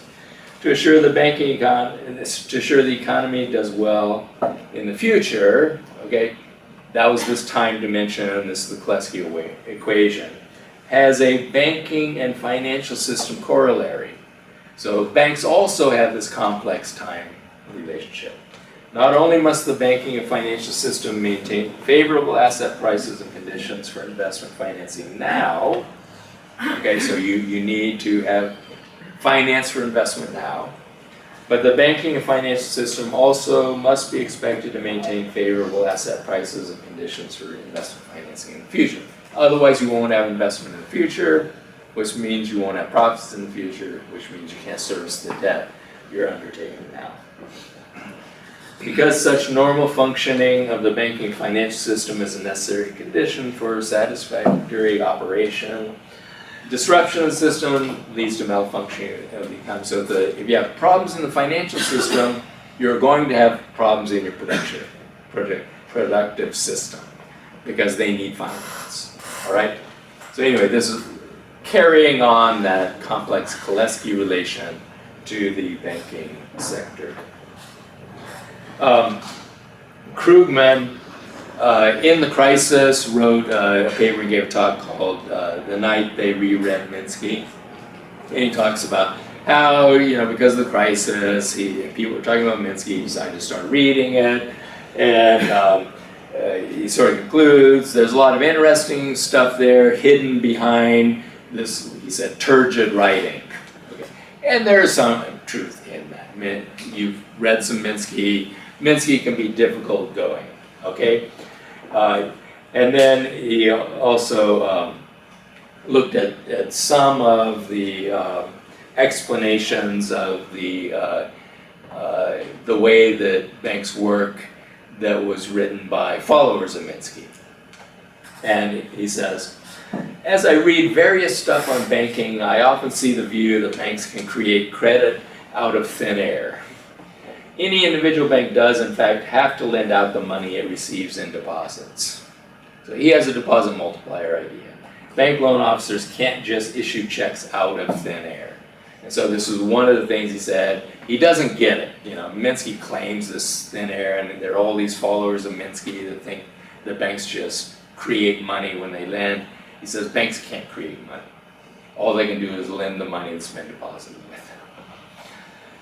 So contrast that with Minsky.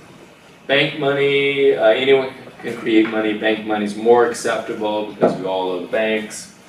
Minsky argued that the way you should view banks, rather than that they give you a loan, think of the bank as making a payment for you. And if any of you have bought a car using a bank loan, you know what he means.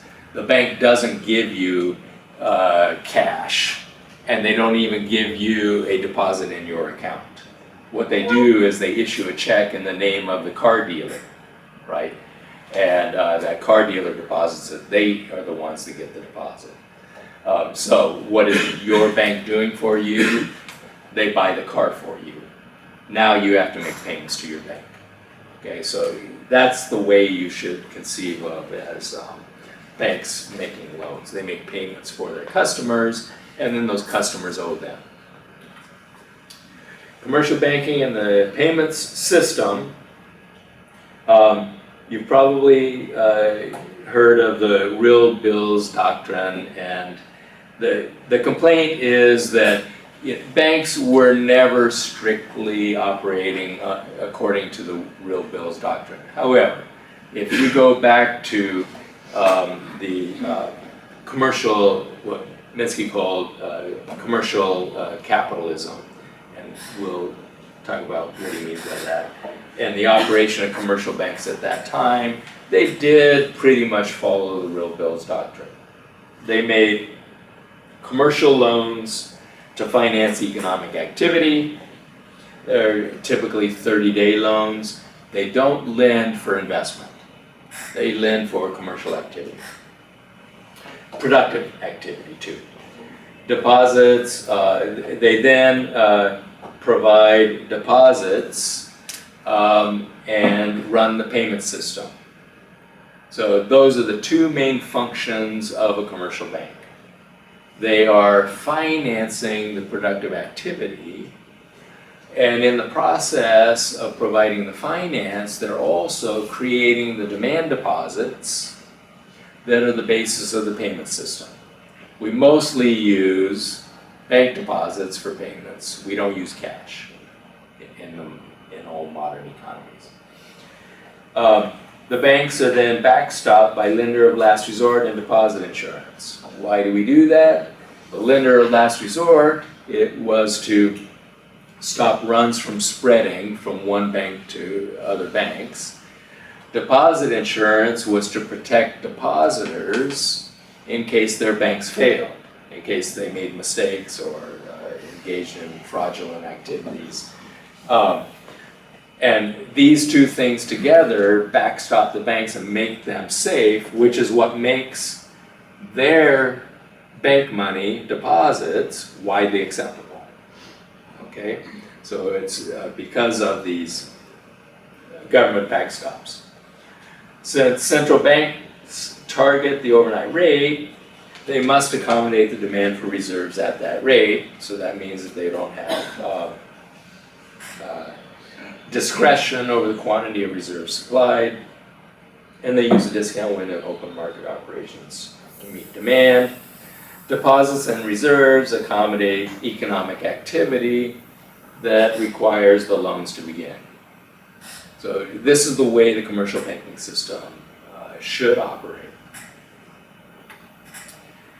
Martin Mayer was one of the most prolific writers on the financial system in America, and he wrote a book in, well, first he wrote a book, The Bankers. I don't know the date, but it's early 70s.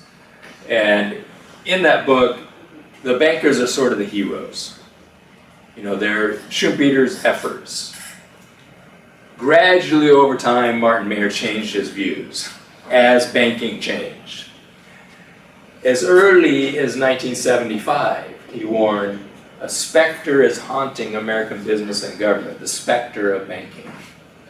Okay, so there's something going wrong. In 2010, he presented at the Minsky conference. He presented at many of the Minsky conferences. They started when Minsky came to Levy. Every year, we have another one. He presented a lot of them. 2010, so we're in the crisis.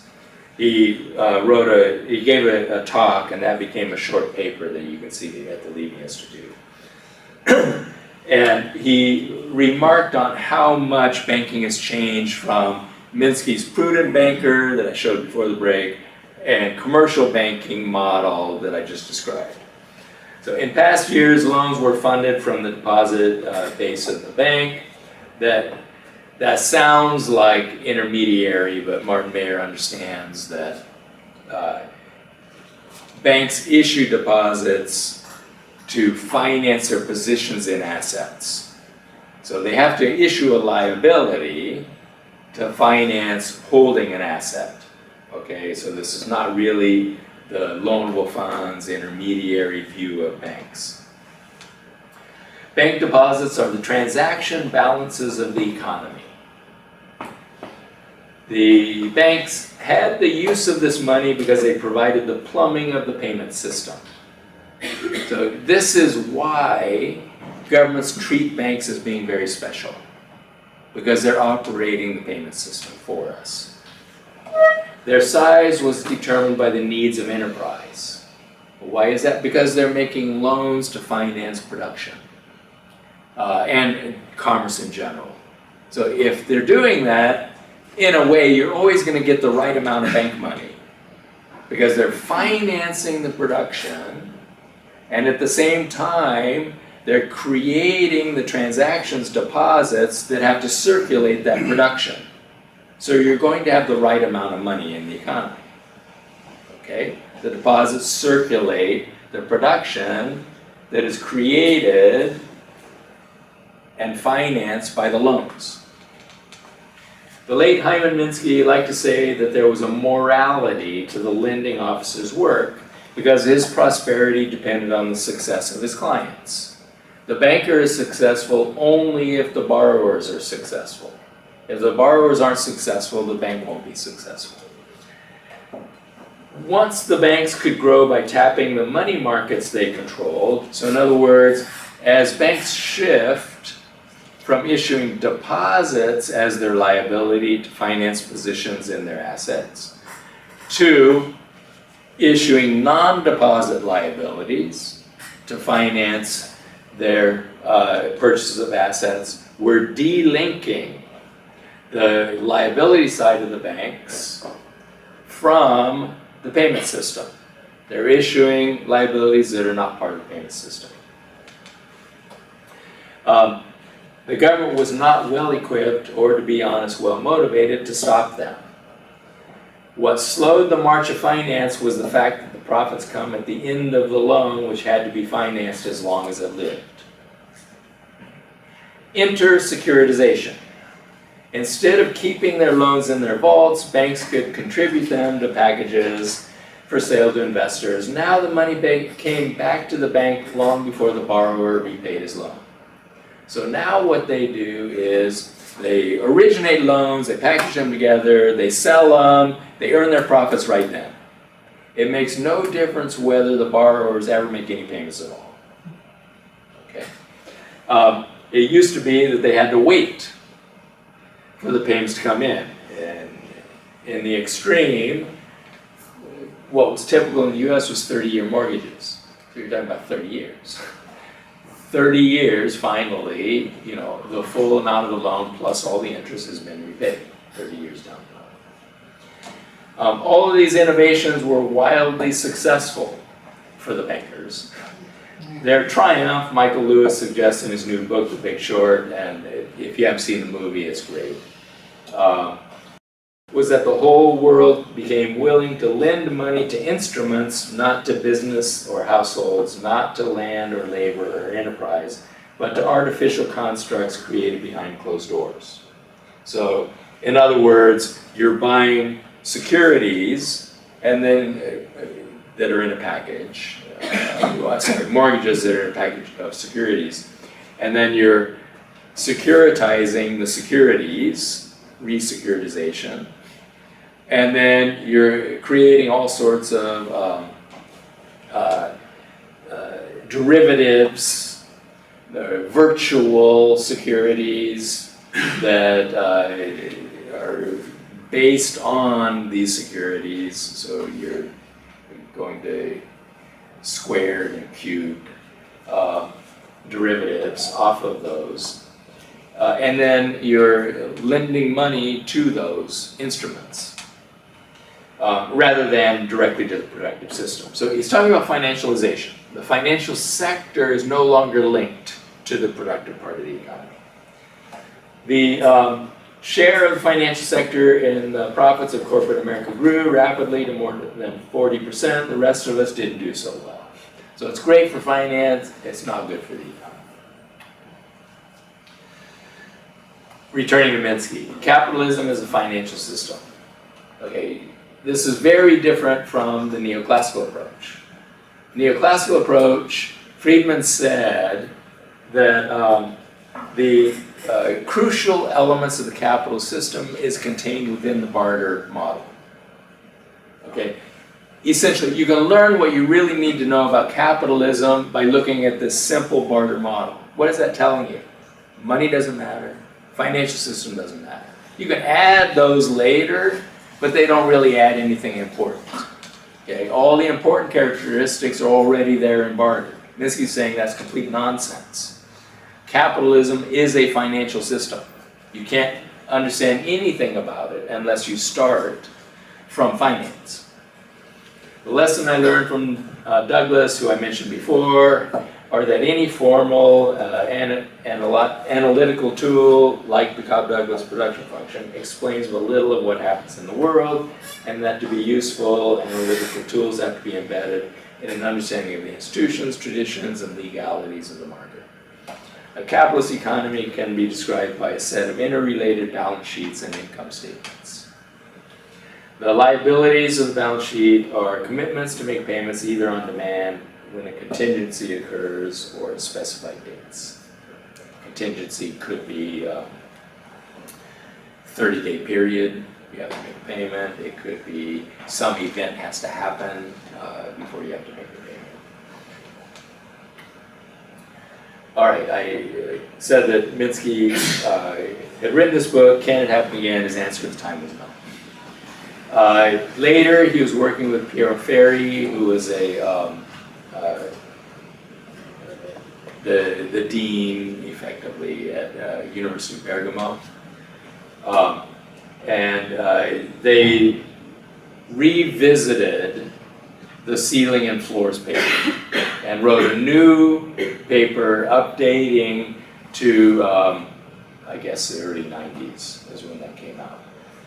So taking the notion of ceiling and floors, institutional ceilings and floors, Piero Ferri is a much more mathematical person, so he has got a more complex model.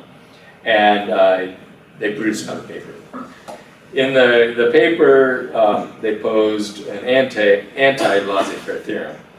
In a world where the internal dynamics imply instability, a semblance of stability can be achieved or sustained by introducing conventions, constraints, and interventions into the environment. So those are the things that will be ceilings and floors. To contain the evils that market systems can inflict, capitalist economies develop sets of institutions and authorities that can be characterized as equivalent of circuit breakers.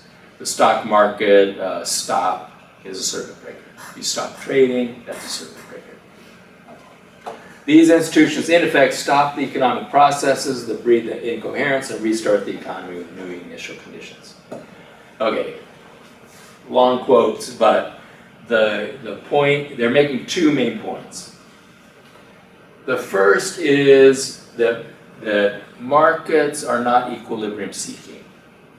It's exactly the opposite. Okay. Markets are naturally unstable. So market processes don't move you to equilibrium, they move you further away. The natural market process. That's the complete opposite to all the mainstream. Even the mainstream theories that allow for a crisis, the crisis occurs because of something that messes up the market. Okay? All of the new Keynesian things, maybe some temporary rigidity of prices, interest rates, wages, or something that causes a problem. The market processes are stabilizing. For Minsky, market processes are destabilizing. The second thing is that the instability is constrained by the institutions. Aptness of institutions and interventions will largely determine whether the path through the economy is progressive, stagnant, or deteriorating. So Minsky returned to the ideas of ceilings and floors, these institutional constraints, and the way that those change your behavior. And he argued that this then leads to long-term evolution from relative stability to fragility, instability, and crises. And that's a natural process.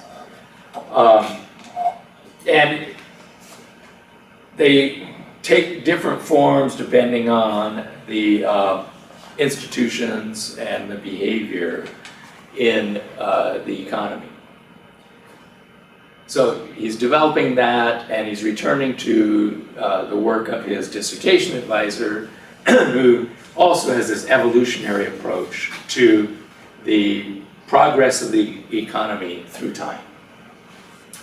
And Minsky started posing a stages approach to capitalism beginning in the late 80s. There are several papers where he lays it out.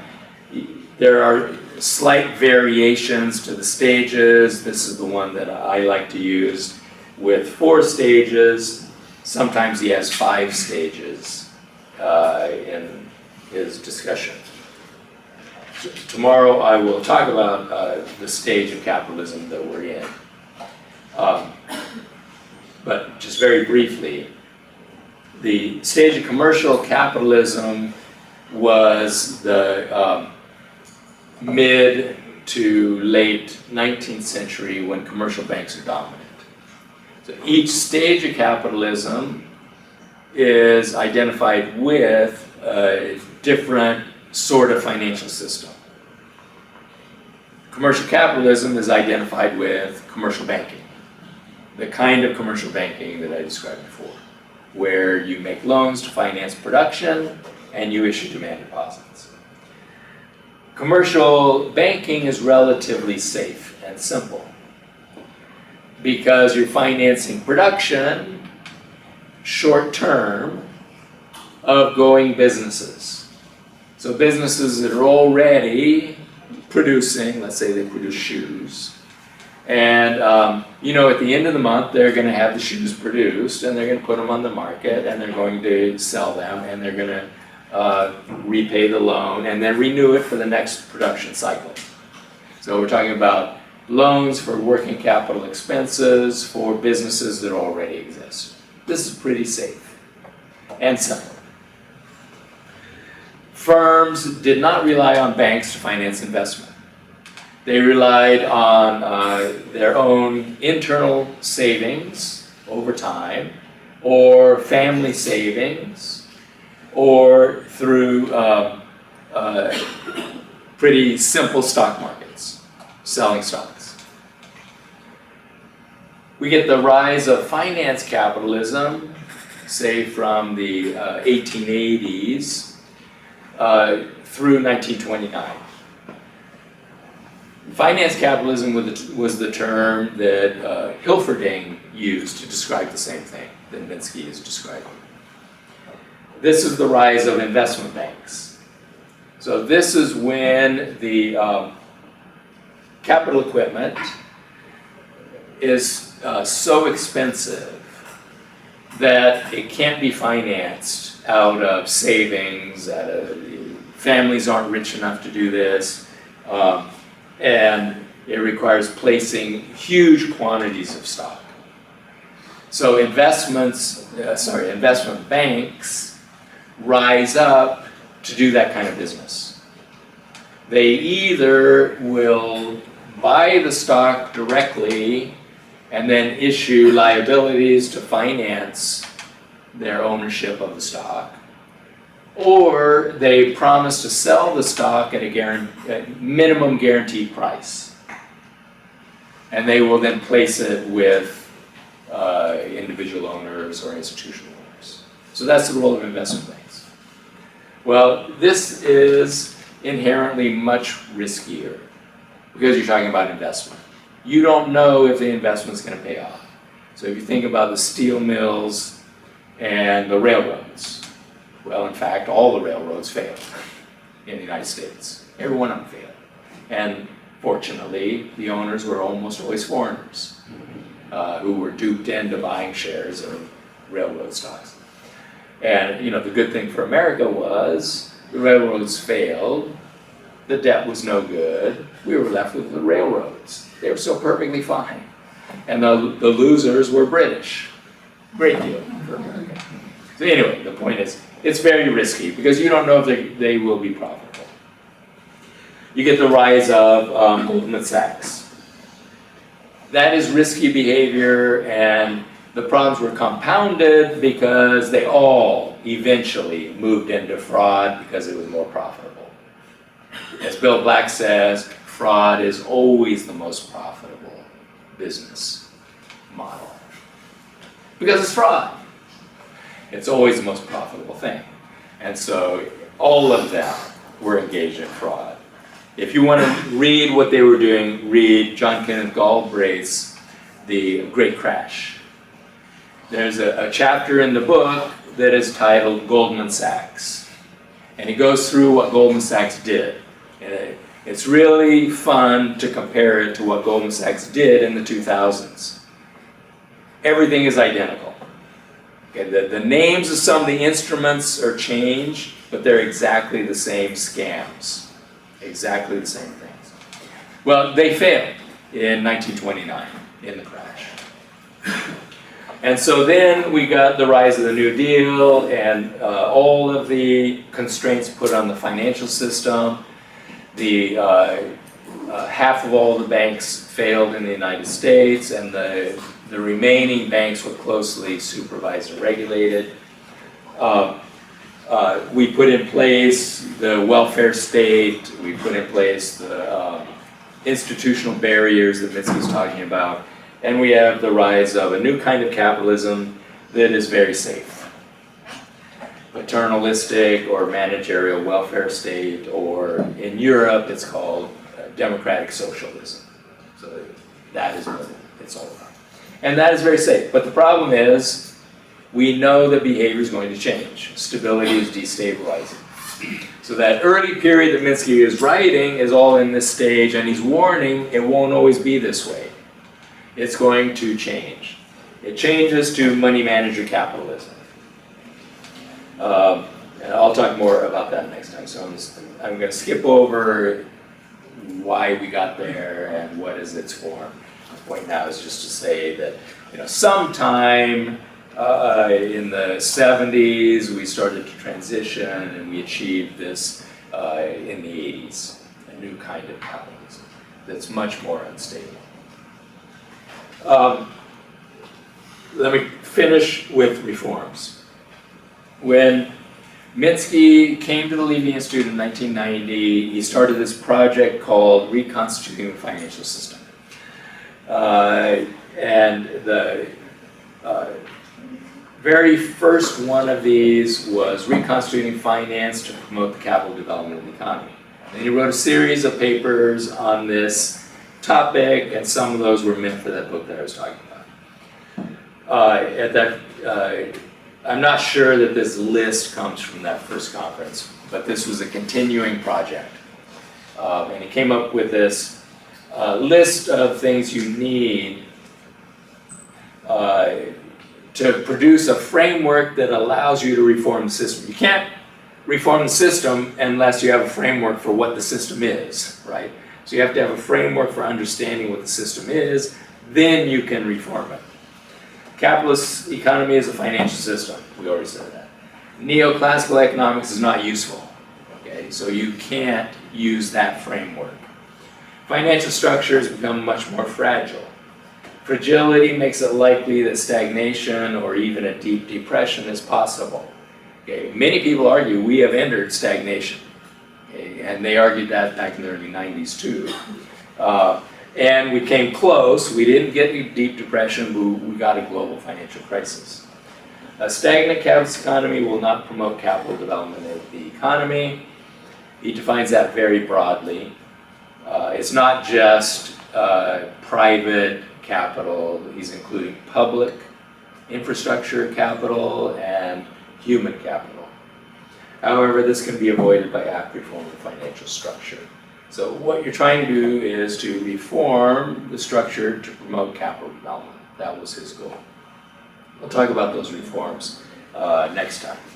I'll just finish with his policies to promote stability that are presented in the 86 book.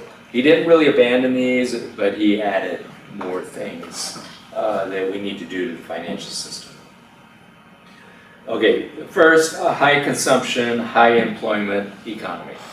So he wanted to operate full employment, defined either as you've got the job guarantee or that you've got high employment with a measured unemployment rate of 3%. So he also used that definition. High consumption rather than high investment, I already explained why. Investment is destabilizing. Consumption, if it's financed out of income, is very stable. an economy with greater equality. Minsky was always worried about inequality. It's become fashionable now, but Minsky always worried about this. He didn't think that democracy is compatible with inequality, and he wanted democracy. So you have to have greater equality. Rely on income, not debt. Favor small to medium-sized banks. Why did he want to do that? First, because he didn't believe any bank should be too big to fail. You have to let them fail because otherwise you get, the moral hazard problem. If you will protect the big banks, then they're essentially told they can do whatever they want to do. You could say, well, you still supervise and regulate. The reality is it's very hard to supervise and regulate a big bank for two reasons. One, they are much too complex. Okay, it really is impossible to supervise a Bank of America.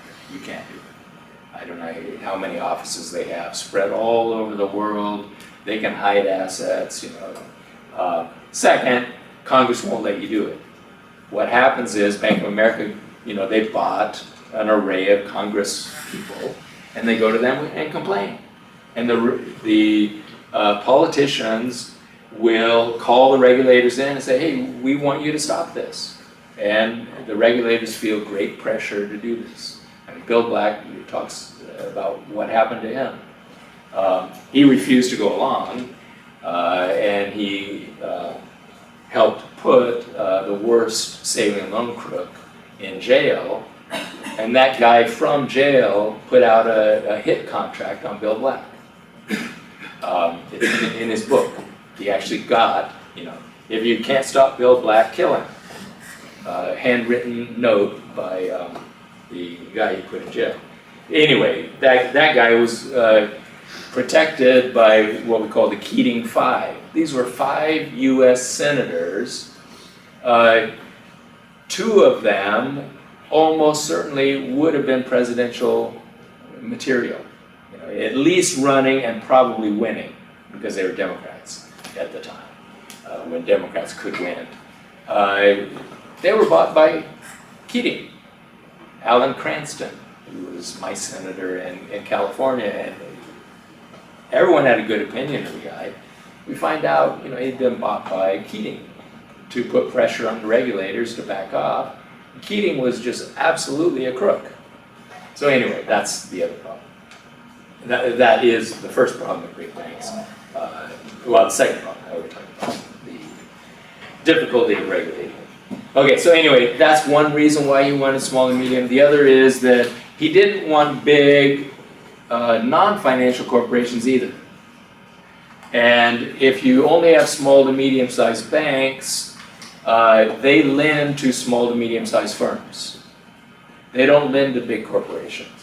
So Minsky also wanted to favor small to medium-sized firms, non-financial firms. He wanted community development banks. I talked about the proposal that he helped write when he first came. Not predatory lending, and he wanted debt relief. Enhanced oversight, strengthened regulation of banks, nothing off balance sheets. When I ended up going in a different direction on my dissertation to do endogenous money, part of the dissertation was on bank assets and liabilities, and so this is 86, 87 when I'm doing the research for this. Off-balance sheet items were already really important. And it's the off-balance sheet items that contributed so much to the global financial crisis. They were already big, and Minsky was very worried about these all the way back in 86, that we need to force banks to keep everything on their balance sheets instead of hiding stuff off their balance sheets. Stable interest rates, so that we don't have the temptation to do another Volcker. Volcker did was raised interest rates above 20%, which for the US is a unprecedented high interest rates, that immediately caused the savings and loans to be insolvent. Because they're earning about 6% on their assets and they're paying above 20% on their liabilities, they couldn't possibly survive. Institutions and practices to favor stability strengthen the automatic stabilizer. So we talked about how the budget deficit helps to move countercyclically. That's an automatic stabilizer. The problem is that it doesn't move enough now. Partly because, as I talked about, we've got the external sector, we've got consumers, consumption has become a bit more unstable than it used to be. But also our tax system is less progressive. Progressive taxes will be more countercyclical. They go up more when income goes up because you have a higher tax rate on higher income. We've made it less progressive. The countercyclical budget, institutional circuit breakers, but ultimately you have to be pessimistic. You're not going to find a final set of reforms that is going to make the economy stable forever. Whatever you do is going to change behavior and the instability will come back. So you have to continually reform the system. It's not a once and for all fix. You have to continue to do it. And the mistake we had made in the post-war period was we had New Deal reforms, but we didn't continue to update them. So the reforms became less and less effective because the banks are getting around the constraints. And our reaction every time they get around is say, well, those aren't effective, let's get rid of them. Rather than let's change them so they can become effective again. For the most part, we deregulate instead of finding a different regulation to do what we want to do. Conclusion, the Great Depression was the failure of a small government laissez-faire economy, government of 3%, and mostly the US was a free market-oriented economy. The New Deal promoted highly successful big government, big bank. Stability breeds instability, promoted by deregulation. The current crisis, or perhaps through, decisively repudiates the big government, neoconservative, or that's what we call it in the US. Most of the world calls it neoliberal model that favors self-supervised markets and socialized risks. So self-supervision is even more important than deregulation in generating all of the crazy behavior. We did do a lot of deregulation, but what was worse was we told the big banks, you guys are so complicated and sophisticated, we want you to supervise yourselves. And this isn't just America, this was pushed by the Basel agreements. That's what the Basel agreements really are. Now, they're supposed to bring in an outside assessor, but that is a credit rating agency. And we know they're easily bought, very easily bought in the first place. Second, they had no idea what they were doing.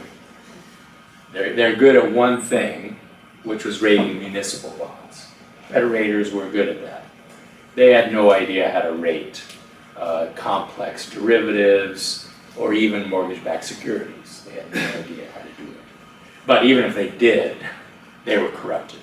So it didn't work well. So we need a new deal. It can't be the old deal. That's not going to work. We can learn something from it. Based on full employment, shared prosperity, regulated and downsized financial sector. Unfortunately, the financial sector is a lot bigger than it was even in 1996. So the problems are even much worse than when Minsky died. Questions?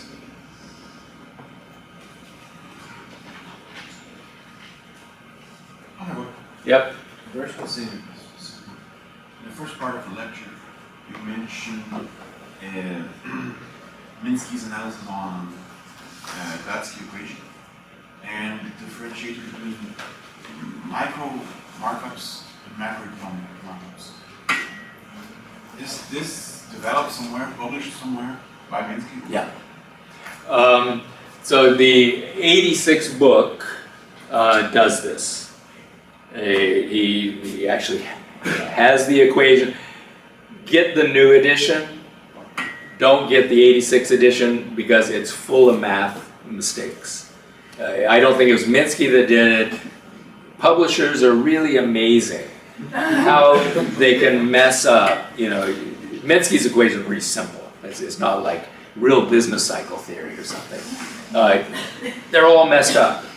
So it's very hard to make sense of some of them. The second edition, I went through, corrected everything, and this with McGraw-Hill, they did a little better job, but they managed to mess some up too. So there are a few mistakes, but not very many. So you look there. Then he does it again in these book drafts. So if you go to the archives, you can find the papers, and these chapters were based on working papers that had prices in the title. I don't remember the exact titles, but they had prices. And he meant for two different chapters, pricing in the capitalist economy or something like that. There were two chapters on pricing that were going to go in the new book. This is how important this idea was to him. And he works through the markup equations in there.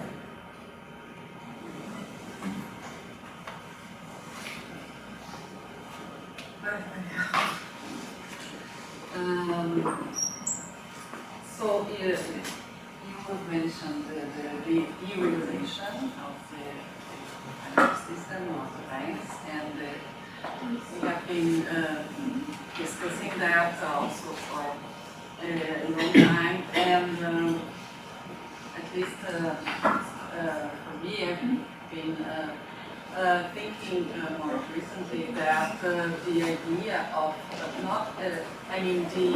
deregulation would be misleading. The concept of deregulation would be misleading because maybe we have a new regulation, a neoliberal regulation.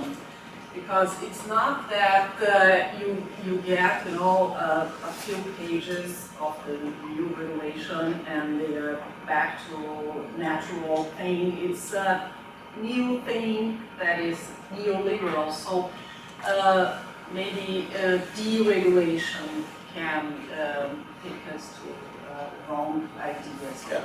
Some thoughts about that.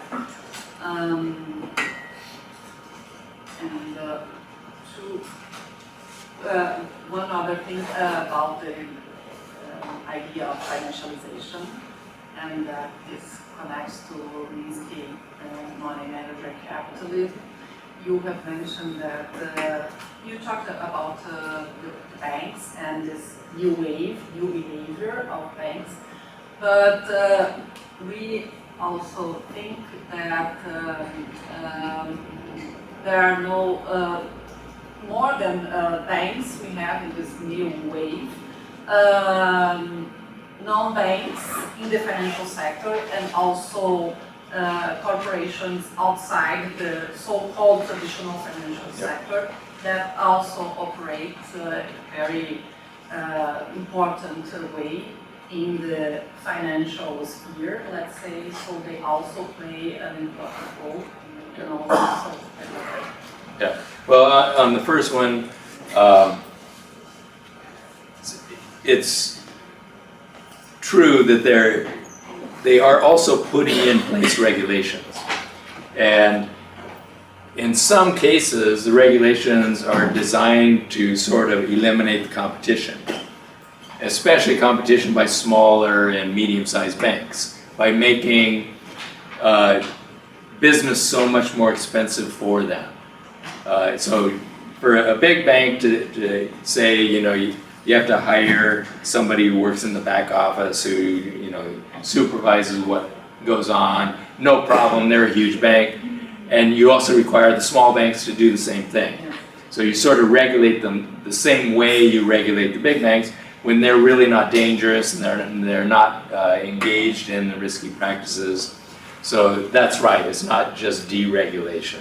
It's passing regulations that will favor big banks or even possibly particular big banks, or favor particular kinds of financial institutions over other financial institutions, which leads to the second thing, the non-bank banks. So when I was writing my dissertation, this is what Minsky called them, non-bank banks, and that's what I was calling them in my dissertation. Macaulay comes along later and calls them shadow banks. So, you know, they existed back then, they were becoming important in the mid-80s already, and as I said in one of the lectures, you know, we shouldn't view the commercial banks, the big commercial banks, necessarily as always getting the best part of every deal. The advantages of the investment banks is sometimes, some places, because of innovations and because of the regulations, the investment banks had the advantage, and commercial banks would complain about that, and it would be a legitimate complaint. But as I said before, the option always would have been to put the regulations and treat the investment banks the same way to reduce their competitive advantage. But instead, what we would do is say, okay, we'll reduce the regulations on commercial banks in sort of a competitive deregulation way. Then other times it would be commercial banks have the advantage and investment banks would complain. And so we would let the investment banks take some of the business that only commercial banks have been allowed to do. So anyway, there's always this dynamic of competition with financial institutions that have charters and financial institutions that don't have charters, including investment banks, but also the full array of whatever you want to call a shadow bank. It's hard to know what they are. And then the last point that you made, that the non-financial firms start to look more and more like financial firms. Now, some of them, it's very explicit. They actually have a bank. Okay, so General Motors actually has a bank. GE actually has a bank. But if you look at the balance sheets of a non-financial corporation and the balance that doesn't have a bank, and the balance sheets of a financial corporation, they start to look more and more similar over time. So I haven't investigated this on my own, but I've seen papers where people demonstrate. If you just look at the balance sheet, it's hard to tell what they are. You know, the corporations start to realize that they can make money on their receipts. So rather than having deposits sit idle, they say, let's earn some money on that. You know, it's perfectly rational behavior. So they start shifting out of holding bank deposits as their asset, even overnight. They won't hold it overnight. And they start engaging in financial transactions. So you sort of financialize the non-financial corporation. They behave in ways very similar. That's a real problem. And even worse, the financial institutions start behaving like non-financial institutions. I did talk about Goldman Sachs and aluminum. Yeah. So, you know, that's just pretty crazy that you let them do that. If you go back to the New Deal, we had a very clear separation. Banks could not engage in any kind of activity directly related to production. They could only lend to producers. They couldn't engage in anything like that. But over time, the dividing lines get eroded. And it's dangerous, I think, to allow them to do that. Any others? Just Yep. getting back to the first part of the lecture, you are talking about institutionality that could make the cycles more stable. And talking about especially about floors and ceilings. So I think that's, do you think that Basel 3, when put the capital ratio that's sensible to that, would help or not first? You talked also already about Basel 3. And also, you talked about institutionality that could be good or bad. Then you talked about it could be private or public. We are especially public, aren't we? You just mentioned the stock markets, but when we are talking about good institutionality, we are talking about public regulation, aren't we? Yeah. Well, off the top of my head, that one came to mind. It's probably right that they tend to come from the government, but I don't know. Need someone who knows more about the operation of every particular markets to look and see, are there institutional constraints on them? I think there probably are. Relative to the government constraints, maybe it's a smaller number, less important. I don't know the answer to that. What was the first one? The Basel 3. Oh, yeah.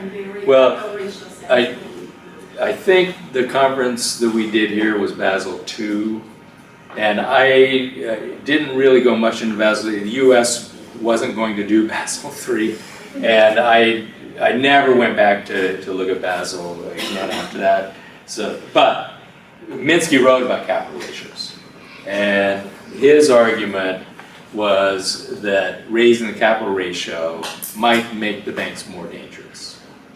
And the reason is because they will have to get a higher return, all else equal, on their assets, so you're encouraging them to take riskier assets. Minsky thought it could be a bad idea, and he didn't see much advantage to it. What capital ratio would you need to actually make banks safe? Well, we can sort of get a number on that if we look back to the old days when there weren't government backstops. Capital ratio would be 50%. I mean, seriously, that's what they operated with. If you were the owner of the bank, you had your own money at risk, they had very high capital ratios. And if you think about, let's say 50 isn't needed, let's say it's only 20. When you think about a 20% capital ratio, you're talking about very expensive banking services because they've got to get profits on that. So the loan rate is going to be really high. The deposit rate is going to be really low. Is this necessarily good for consumers? Probably not.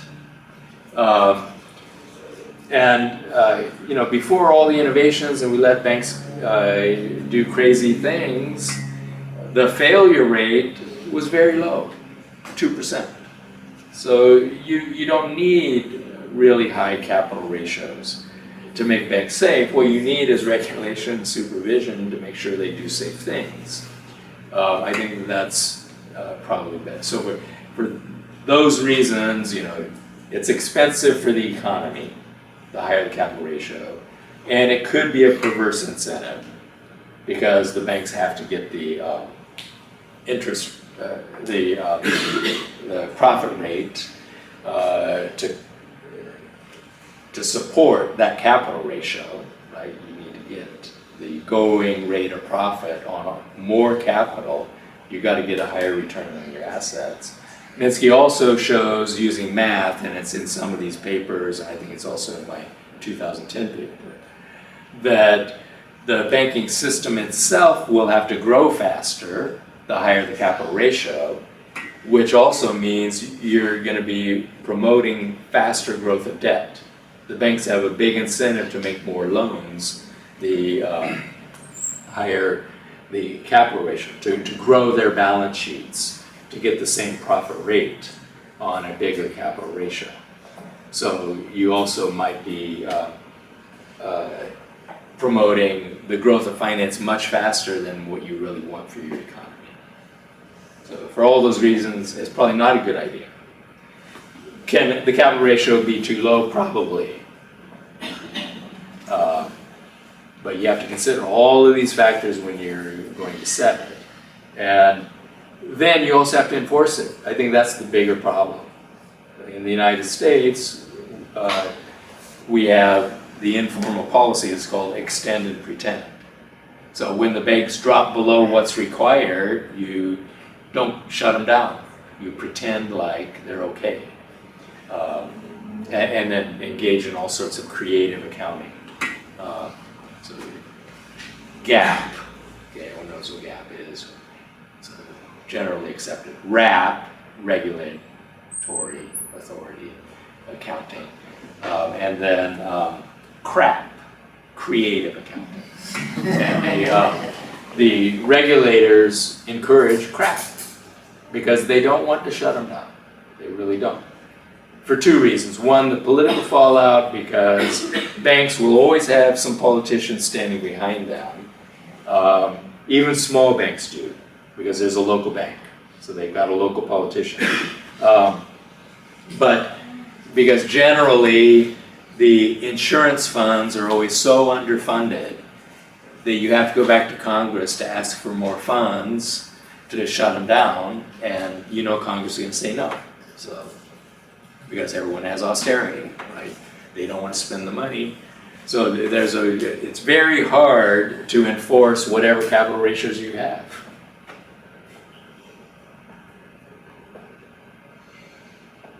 Okay, are we done? Yep. All right.